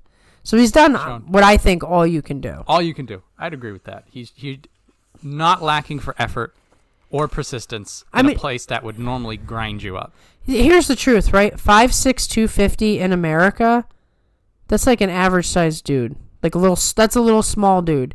and he's going to go fight in sumo with giants. Mm-hmm. It's amazing. For comparison. Just 'cause Yeah, it's that's a here. great comparison. So we have 183 kilograms and 20 centimeters on him. So, yeah. And they're going to fight again. And so he at 20 centimeters would be almost a foot taller. Yeah. And the weight is over 150 pounds Yeah. difference. Yeah. And he pushes him back. Yeah. So, I mean, how skilled is this dude, you know? I give Midori Fuji all the props in the world. He makes it look easy. Yeah. When it is almost impossibly difficult. Yeah. And like I said, look at Enho, man. He got just beat up, which makes sense. He's on the way back. He is on his way back. I hope it all works out for him. He'll get to Jirio at least. Yeah. People are going to get so hyped when that happens. Oh, my goodness. So, we go from the yay to the nay. Meisei. Maegashira 11 West, down from 10 West with a 6 and 9. That was quite a merciful demotion. I was not expecting that. This is the last chance, though. I mean, he now trains with a Yokozuna, but he's lost everything. He's lost all the spark. He's lost all the energy. He looks like the shadow of his former self. And I have no idea what's wrong with him. He's lost. Completely lost. It could be injuries. It Out could in the just forest. Could just be that his body's just not letting him do it anymore. Yeah. Yeah, but it's whatever shades of old. Mm-hmm. It seems to be going away. Yeah, so there's not much to say about him besides every tournament that starts. I just hope, okay, we're going to see the old Meisei back. Can he put it together? Yeah. And now we are at a point now that historically he's not able to put it together. And so now the question is, what can he do to salvage His whole career. salvage his top division career? Yeah. I mean, Maegashira 11, this is his best shot. Because even if he has a really bad tournament, he's probably not going to get dumped into Jurio unless he gets injured or something. No, he would. So he can get 4-11, and he's still in the top division. Yeah. So he's not in the danger zone. But from quality of sumo, quality of opponents, consistency, he's starting to fall apart. And that is not what you want. You do not want to be going into a tournament with those types of things hanging over your head. So hopefully the Hoshoryu new Yokozuna energy will just sort of invigorate. Yes, just throw itself on him. That's the hope. Yeah. If you do good, maybe you can be in a Yokozuna ceremony. I'm just saying. Might take a while. Okay. Now, another guy in the lost category, but this is not a surprise. Takada Fuji. Maegashira 12 East, down from Maegashira 8 West with a 5 and 10. Makes sense that he got dropped that far. Yeah. I mean, that's how most guys would get dropped. It didn't work in some cases. And also not unexpected. I mean, Takada Fuji is definitely at the end of his career, and he does this. He has great tournaments. He has terrible tournaments. You try not to put the terrible ones back to back. He did have a little stint in Jurio, and it made him so sour and bitter that he just had to come storming back. We had thought he was going to retire the second Terunofuji did. So every tournament after January, I'm like, Takafuji! Yeah! Wait, he's still there? He's still there! Get it! Now, there's a man with a lot of Yokozuna ceremony experience. It's true. So, another guy that you just take him at face value. Like, he's older now, and really the big issues are recovering after these tournaments and stamina. Yeah, he's not in a position that he's in danger of demotion, and he's in a position where he could 7-8, 8-7, and be fine. Do your thing. Yeah, and make life difficult for the newbies. He certainly will. That's always fun when they do that. So we do have to get to the newbies. Onokatsu, not such a newbie anymore, but in the category of newer people. Same rank, Maegashira 12 West, 7 and 8.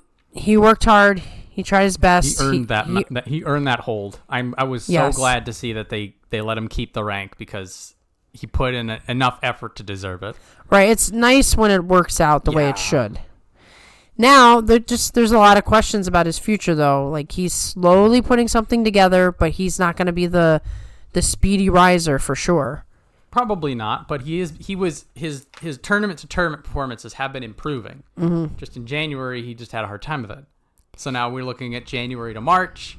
If we see him go back to winning ways, that is going to be more optimism to build. And then if you see another 7-8 or a 6-9, maybe there's some sort of struggles going on. It's a sophomore slump. It's right. His abilities have been remarkable and very much say he will grow.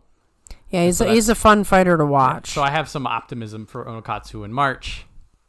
And if there's anybody who's really questioning themselves and how they're rising, just look to Hoshoryu. He had a very slow start. Like, to the point where I was like, oh, why is he not doing the things we think he's supposed to do? And it worked out fine. I think it did work out fine for Hoshoryu. Yeah, he's no slouch, you know? Yeah. He's doing good. I feel like I can say that without too much problem. Yeah. Well, it's fun because once you get to the Yokozuna rank, there is no more reaching. There's maintaining the level and representing, but there is no more, I need to reach the next. It's, you can just fight now. You just fight. You can fight and show up and be. Just fight. You don't have to worry about anything anymore. Yeah, there is no more, I need to win 13 times. Forget it. Just fight. So now we have Nishiki Fuji, which a lot of people were already getting down on him, and I'm glad to see him get a 9-6. Maegashira 13 East up from 17 East. Hopefully gets himself out of the danger zone if he should have a bad tournament. It was a nice welcome. Like, we haven't seen a tournament like that from him in quite some time. A show of force. Yeah, it was a little surprising.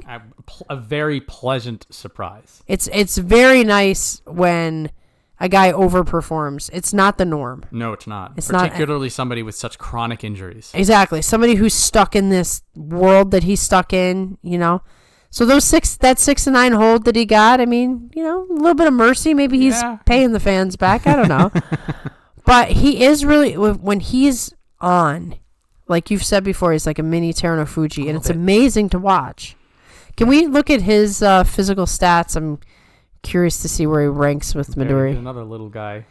Still bigger than Midori Fuji, though. Look at that. This is about 320, 330 pounds. Yeah, so he's got like 100 pounds, almost 100 pounds on him. He is quite a bit taller as well. 10 centimeters taller, so that's 5-6 inches. Okay. So he's smaller, but he's got some he's like a middleweight. Yeah. Yep. So I'm looking forward to things like we just discussed earlier with Issei Hamabeya. There's a lot of like who's going to be the next guy. He's never going to be the top guy, but he might be energized enough to represent and do good. And you know, the Issei Hama guys have monopoly over the system at this point. They don't have to fight like half the people on the list, so take advantage of it and have a good time. 2 tournaments is a pattern for him too, and we want a positive pattern this time. Yeah. If he's able to fight, even if it's like an 8-7 or even a 7-8, if you fight the way he did in January, shows that kind of that power, that aggression that would seem to have no longer been possible for him, could be the sign of a resurgence. Exactly, and he needs it because otherwise, I mean, he's down here. He needs to get himself up higher just to get out of this constant. Get out of the way of the blades. Yeah, and this constant like I might be in Juryo, I might be replaced. You know, so an 8-7 would be good for him. Now we have the strangest sumo wrestler I've encountered in some time. Shishi. Promoted from Juryo. The last time we saw Shishi, I didn't think we were going to see him again. I thought it'd be a year. Yeah. So he's up from Juryo 4 West to Maegashira 13 West with a 13-2. He wins the Juryo Yusho. He had a Ukrainian showdown, and he won the Ukrainian showdown. I don't understand what I'm seeing. He went into Juryo, and he turned into a completely different wrestler.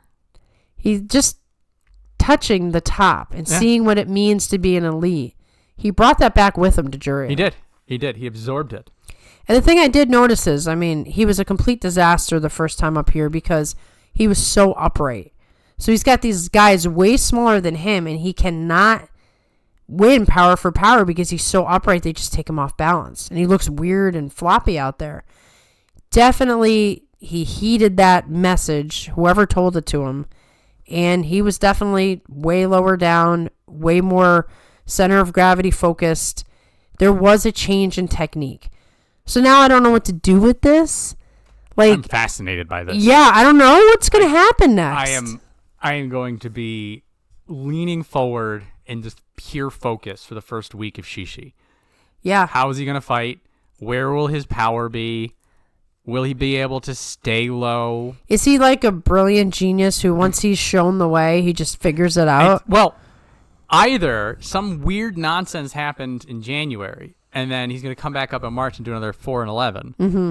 Or he did. Like, he got knocked down, and then he just woke up and he says, never again. I mean, he's a big dude. If he could learn how to use his body properly, he could have a lot of success up here. He could. Like, we were talking about Shonan Umi just wins by being big. Yeah.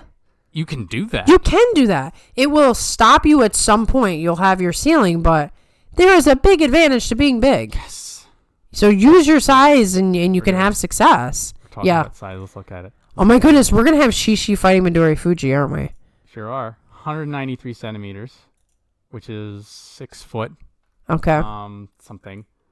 And that is 350, 360 pounds. I mean, there's not a lot of tall wrestlers, like super tall wrestlers. So if you've got the height, it's sort of an advantage and a disadvantage. Because you're always like leaning down to get these lower guys, and then sometimes you get off balance from that. But if you know how to like properly get over them and do the things you got to do, then it's an extreme advantage. Like, how do I fight this mountain of a man? So, just as a warning, Goose, we're not live. So, we would love to have one of your Shishi rants in the second week with the with the live streams. This is pre-recorded, and I'm just chatting in the chat with my fingers. But in the second week, if you feel free to come in and rant, the subscribers do enjoy your Shishi rants. So that's an open invitation to Goose from Sunday Morning Sumo Show, a friend of the channel. Go check him out. Check them out. They do live commentary, English commentary, As well as some cool wrestler videos like the Ichiyamamoto Yes. video. They did. They recently came out with their own Banzuke review, which I will be watching basically as soon as I get home. Oh, from this awesome. recording. Yeah, let's check that out. They do. Yeah, they do. They do similar things to what we do here, in that they do a preview and a wrap up, but they have their own special energy to it that is unique and special, and I look forward to it every time. It is their special flavor for sure. So check them out.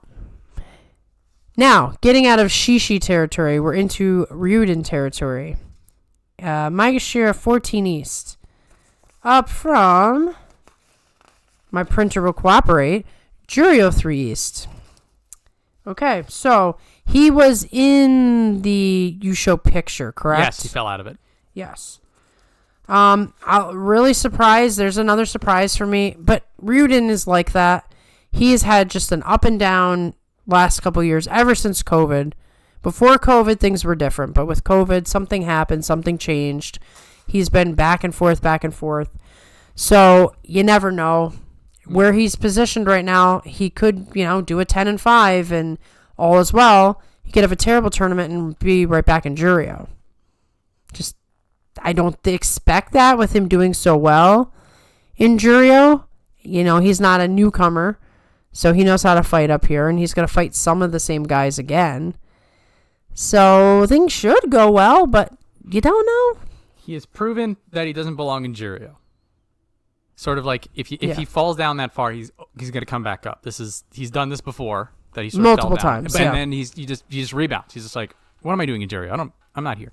It's whether or not he can stay in the top division. Right. Through the fades, because he'll have his surges. He'll be like, oh, the power works this tournament, and then like people figure him out, or he's just not hitting as hard. He's just not as fast. He's sort of fighting father time too. Yeah, a little bit. He's in veteran land at this point. We're gonna find out in March It's like, okay, you're better than Jiraiya, but are you good enough for the top division? Can you Right. hold it? Right. And what are his long-term goals? You know, at this point, are you just trying to stay in the top division? Are you trying to, rise up again? Yeah. Like, are we just treading water at this point? Who knows? He's in the veteran place. He's fighting because he wants to. Right.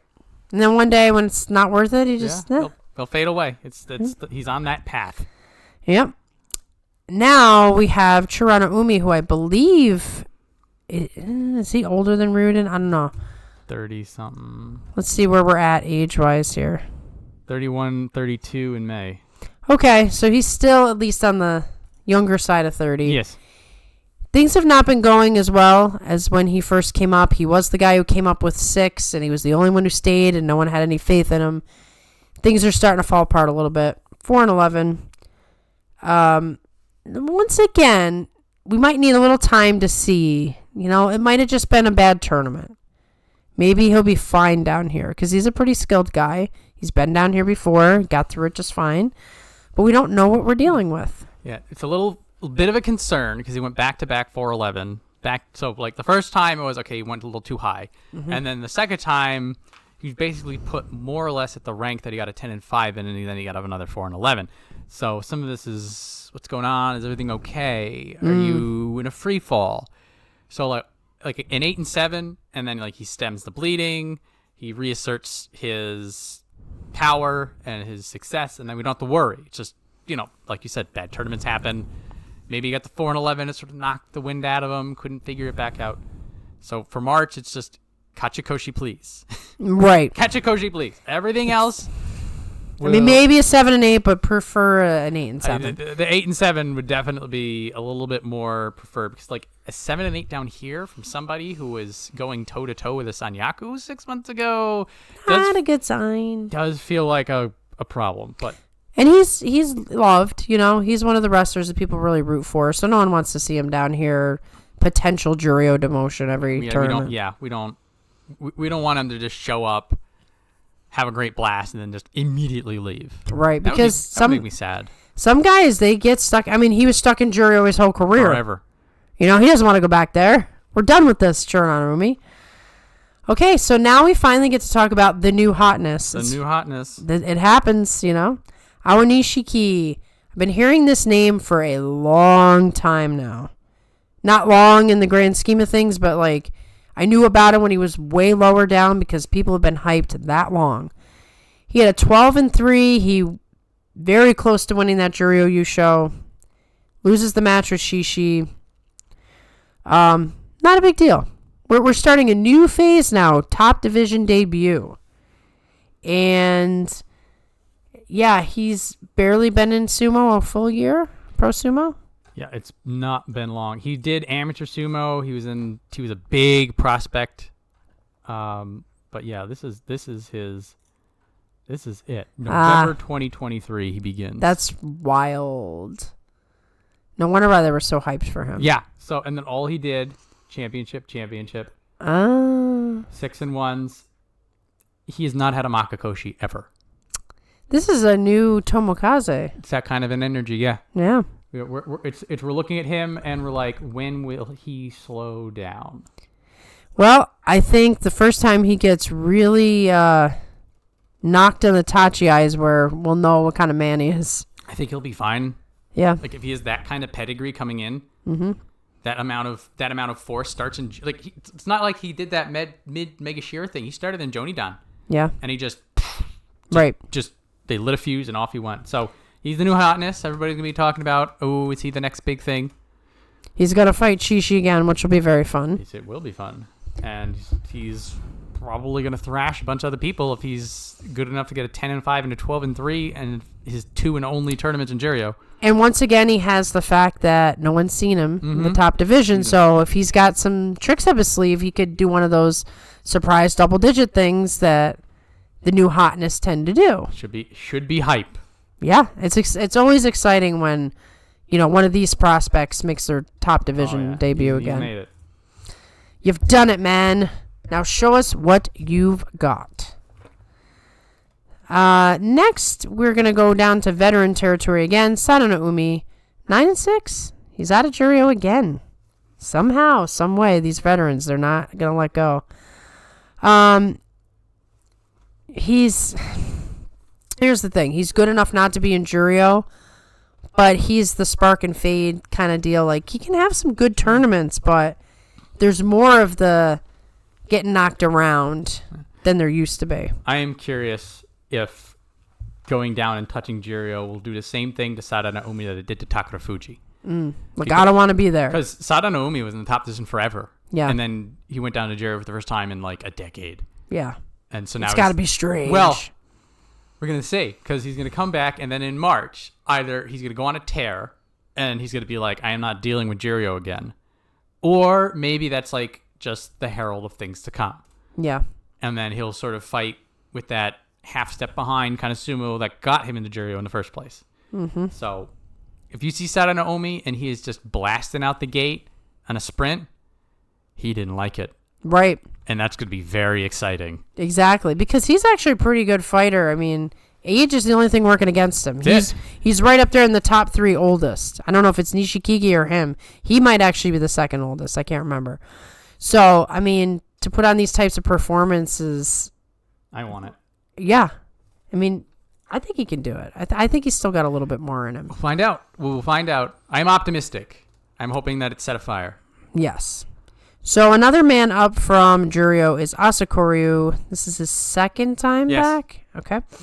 9-6. Always an accomplishment when you go up to top division, get knocked down a Juryo, and fight your way back up. It's encouraging. It shows that, you know, you've got something in you that proves that you are better than Juryo at the very least. But he's a small guy, another one of them. I adored Hoshoryu when he came up in November. It sucked that he got knocked down, and he was it was too much for him. So now he gets back, which is good. And I just noticed this. Osaka. Oh, he's the home hometown field guy. advantage. They go nuts for them home dudes. They sure do. They're going to get parades and everything. Expect the crowd pop when he gets to Yorikiri. It's going to be they go loud in Osaka. Yeah, they look forward to this all year. Pretty sure it's Osaka. Yes. Look at that. I'm glad we had that up. Yeah, I never knew what the arena was called. So it's like Edion or something? Whatever. Yeah, the point is that Osaka will be very happy to welcome their boy back. Yep. And now, whether or not this helps him, not sure. Right. Some guys, it goes the opposite. It does. He could just be on the struggle for a little while. To your point earlier, the fact that he just jumped back out of Juryo immediately is very positive. It means that you're still at that level of skill that they can't hold you down there. Yeah. And I'm just stoked to see another 15 days of this tiny little muscle man. I know, the tiny running guys around. They're so fun. I just love it. He needs to spend some time with Midori Fuji and Nishiki Fuji. Just give me a little pointers. Yeah. He is going to fight them. I think he's going to fight both of them. He's gonna fight both of them. So those will be really fun matches. It'll be like regular sumo. Right. For once, these guys aren't over muscled and him versus Midori Fuji. It'll sort of be like they're just the same size. Just a pure skill match. It'll be fascinating. I can't wait. Very cool. Oh man, it's good to see him again. So now we have Kotoshoho with a decent demotion, but it could have been worse. Could have been worse. 5-10. His brother's coming up, right? Oh, yeah. His brother's in Juryo at this point. I'll give you a little tuck. Koto Eiho is 7. Do you think he wants to go to Juryo right now? Could you imagine? Here's what's gonna happen: if Koto Shoho has another 5-10, and Koto Eiho has a 10-5, they swap places. Oh, the indignity of it all. So Koto Shoho has been quite the mystery for a while. Injuries plagued him in the beginning of his career, and then he's just never figured his style out. He's never really looked comfortable out there. He's got a nice aggressive style. He's another guy, though, that meets his opponent. If his opponent is super aggressive, it brings that out in him. But then he's got that lackluster... Him and Meisei are gonna have a brawl again. I'm looking for those for the both of them. It is you seem to lost your way.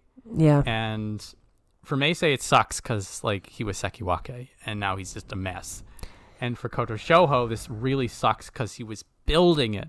He was in a Yusho contention with Takakeisho. He was the last year. Now he had the spark and fade years ago. Yeah. That he was a hot prospect, then everything fell apart. And then he had that 8-7, just berserker rage, slowly figuring it out, and then he just tumbles down. And it looks like he's just forgotten everything he's learned over the last year and a half. And who knows if he can ever really get it back, because it's very confusing. He either figures it out or he goes hangs out with his brother. And Kotozakura, I mean, they're in the same stable together. You think being inspired by the Ozeki, but... Kotozakura seems to feel like the exception to the normal, because remember there was Koto Echo back in the day. He had the same problem. Right, like all these strugglers and Kotozakura. They just get lost in the forest outside the Koto stable. Yeah, it's like just miles and miles of field. They can't figure out. So I'm not ready to say goodbye to Koto Shoho, but it's up to him whether or not he's got what it takes. Yeah. At this point, I hate saying that. Yeah, he seems too talented to be in the position he's in, but here we are. Sink or swim first week, I'll say. If he's after day 7, if he's 4-3, even like a 3-4, there's some chance. There's some chances. Yeah. But if he's like a 2-5, if he's really struggling, like if he's losing in bad ways, it's done. It's done. Yeah. It's done, because like he'll rally, but he won't get the Kachikoshi he needs. He won't get the Kachikoshi he needs. Now, even more sadness, Mitakayumi, down from Maegashira 7 West to 17 East, spared by the skin of his teeth, only because of all the weirdness in the Terano Fuji retirement. He's hurt. He's slowly been getting hurt in different body parts and different things going on. This is the lowest we've seen him ranked in... forever. Yeah, like... He was maybe since his top division debut. He was back in the day what Daieisho is now. He was the Seki Wake. He was the guy. Right, winning Yushos, 3 Yushos. 3 cups. I mean, think about that. He was such a formidable opponent. The people who are just starting to watch sumo now will never know who this dude was. Yeah, it is a shock. Yeah. Also, comparing him to his BFF Shodai, that for me convinces me that it has to be some sort of a fade and energy thing, an injury thing. Definitely chronic injuries are going on. It's it took him out on a stretcher. I mean, that's never a good sign. Then he walked on the next day. Oh my god. I know. It was such a wild time. If there is 10% of Mitakayumi still in there, he's fine. At this rank, what is Asakoryu going to do? What does Toki Hayate have hope against a former Ozeki? Right, he should be able to beat literally everyone down there if he can even walk on one leg. I feel like if he's standing and he walks into the ring, he should have a decent chance of salvaging. Right, they're going to try to push him, and he's just going to stand there, and then he could just trip him. So if in this position Mitakayumi gets another losing record, he's done. I could even see a retirement. I don't see him sticking around in this condition he's in and with the former glory he had. What reason does he have to toil around at Juryo if he's not healthy? I think he's the next retirement potentially. Yeah. We see a 6 and 9 out of him. Sayonara. Yeah. Realistically, he could just half-ass his way to a 9 and 6. He could down here. What the hell? Who's the hardest opponent he's gonna face? Oh, look at Aonishiki, but he's unproven. Meisei. Look at this entire list. These are all people that he should be able to beat. You look at Mitakayumi, just he's got this. Yeah. And also, if there's people injured, he's gonna be fighting people from Juryo. Right. So I mean, this is literally do or die. It is do or die. Yeah. I hate that we're in this position. Yeah, but gee, look at this too is sumo. Yeah, Hokuto Fuji, man. He's down in Juryo right now. We'll be talking about that. I know. Now you have to talk about Juryo just a little bit. We always do. Oh, I know. Yeah. So, good luck, Mitakayumi. Now we speak about the Danganronpa mascot. Shirokuma. 9 and 6. I didn't expect him to be promoted. Mathematically, it seemed that they were going to keep Tamashoho. That's what I thought. And put Shirokuma down. But I guess Tamashoho is 5 and 10. They looked at that and they're like, no. Well, I think they didn't like the quality of his sumo either. Like, he There's was that too. very rough in the He was beginning. handled. So they were just like, nah, you didn't prove yourself, and we want Shirakuma back. Yep. So Yeah. So Shirakuma also sort of got exposed when he was here big time. the last time. So not holding up much hope for him, but he's part of the Nishona Sekibeya, which means that he's hanging out with Onosato, which, to be fair, we thought that when he originally came in, and then he just got trashed. You know, it's a second chance. It's always always easier the second time. Right. You've already gone through all the Yeah. surprising things that you're going to go through, and now presumably you have some sort of plan. And presumably Onosato's going to help you. There are a lot of assumptions that should help him at least a little bit. At least do better than the beatdown from September. Maybe not sticking around. But maybe just enough to say, hey, you're almost there, kid. Yes. See an improvement. Yeah. And our final man is Toki Hayate, spared only because Terunofuji retired. Yep, that is that 18 East was opened up because there was no more Yokozuna. And the funny thing about that is that this really is a second chance, like the purest form. Oh, sure. He shouldn't be here, and he is. So can he do something with it? Yep. So the last time this happened, it was Nishiki Fuji, and he was able to scrape it by. And Toki Hayate looked like he was getting closer. Mm-hmm. He's still getting outmuscled. He's still not quite there yet. At least, he wasn't quite there yet in January. But now it's sort of like, well, here you go. Through the twists of fate itself, we have given you this extra shot. What are you going to do with it? What are you going to do with it? He definitely has the spirit for it, but I think this is going to be it's a rough time. Well, he's another small guy. It's another small guy. And he pulls, right? He's a pull guy. grapples. He's a grappler. Okay. He's a grappler. Toki, hang on a minute. Tohakuryu is the puller. Oh, okay. See, when you're in a situation where you're in a pool of a bunch of small guys, and I don't know that he's the most talented in that group. Like, there's going to be a lot of fun down here. A lot of guys who typically look like they're completely outmatched, all around the same size. There's gonna be some interesting combinations. Yeah. You throw a Shonana Umi in for good measure. Yeah, I mean, that's the thing. You know, it's going to be Nishiki Fuji versus Toki Hayate, and then it's going to be Toki Hayate versus Shishi the next day. All right, exactly. They're going to have the full spread. We're going to have some very fun, like, you should clip this to show people. The bottom of the Banzuke is going to be a little wild. And I'm now, because the top of it is sort of, everything's in a bit of a resolved state. Yeah. Assuming, of course, that Kotozakura gets 8 wins, but I feel like I'm confident. I hope so. I would hate to see another demotion. He's not. It's not going to happen. Okay. But like we got the Yokozuna. Nobody's on a run. Right. So like we go down to the bottom. And we're like, okay, what's going on down here? Right. And this is what's going on down here. This wild assortment of characters. Yes, they're starting a whole new club down there. New club. So that concludes the 42. Now we go into Juryo and talk about some interesting fellas. As we had mentioned, Tamashoho got kicked down. We also Kageyaki, Kitano Waka, Roga unfortunately was not spared, and Hokafuji's all the way down here. That's insane. At the dump, halfway down. And he's probably still hurt. Well, he had the tournament off. Yeah. For people to keep an eye on, here's Kaio, who couldn't quite get it together last time. Tochi Taikai is making his way up. Nabatame. Lots of fans on him. Yep. Now at Juryo 5, he'd need to be really good. Yeah. If you want to get into the top division. So it'll probably be May. Yep. And as we mentioned before, here's Koto Eiho, Koto Shoho's brother, who was also touted as a prospect. Got sort of got stuck in the mud a little bit in the top of Makushita, and now he's in Juryo, so he's working on it. Going to be interesting to see him battle a lot of these veterans who are hanging out. It's a nice mix of old and new. Yeah, that's like the blend these days. And so there's gonna be a lot of interesting.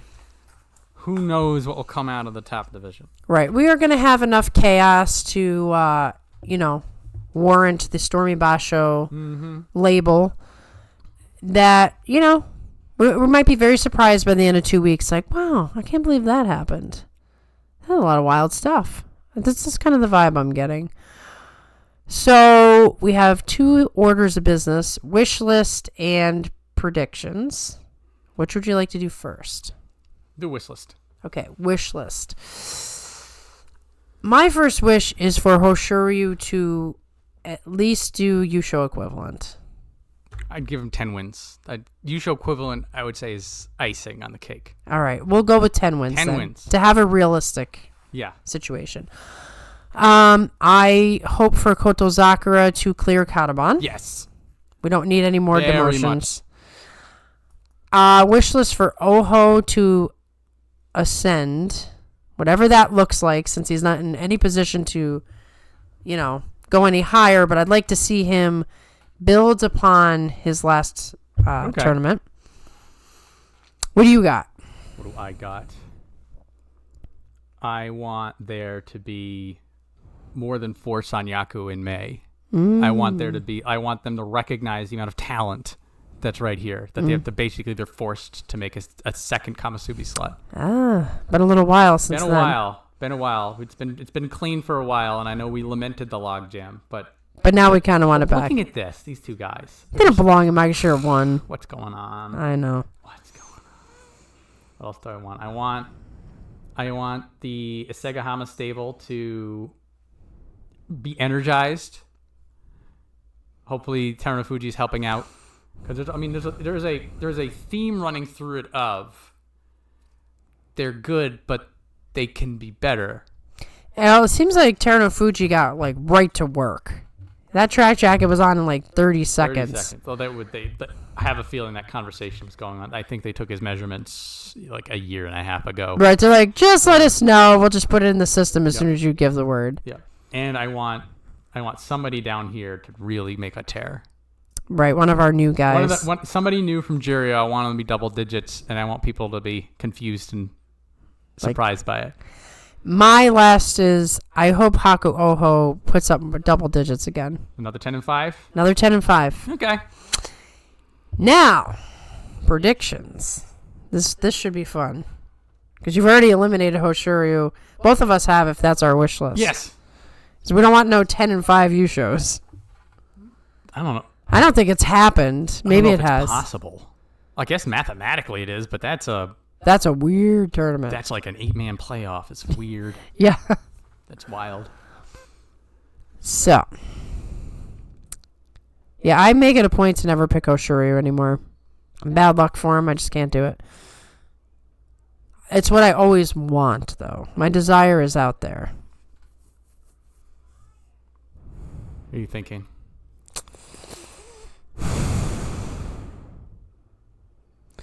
I'm thinking something crazy. I'm thinking. It just keeps popping into my head. I'm like, but that's crazy.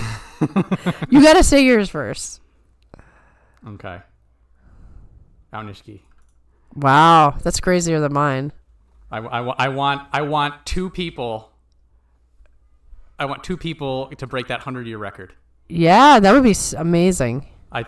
And then what will happen is that everybody's gonna go to Takeru Fuji and be like, "What have you done for me lately?" I know he'll be forgotten. Forget you, dude. Yeah, I think nobody in Sanyaku or Zeki's gonna get it. It's gonna be some crazy nonsense. Just because there's so much competition. It's too much. I will disagree because one man's name just consistently, since even the beginning of the show, has popped into my head, and it doesn't make any sense. Oho. I don't know why. It's probably just my feeble mind trying to come up with something cool. But his name has been in my head the whole time. Like, okay, this is his time. He's gonna do something. He's gonna win the U show. He almost did. Yeah. In January. It's technically Junyu show. And here's the thing, right? He's got this whole history with Hoshoryu. It's not like he can't beat him. So who can Oho not beat?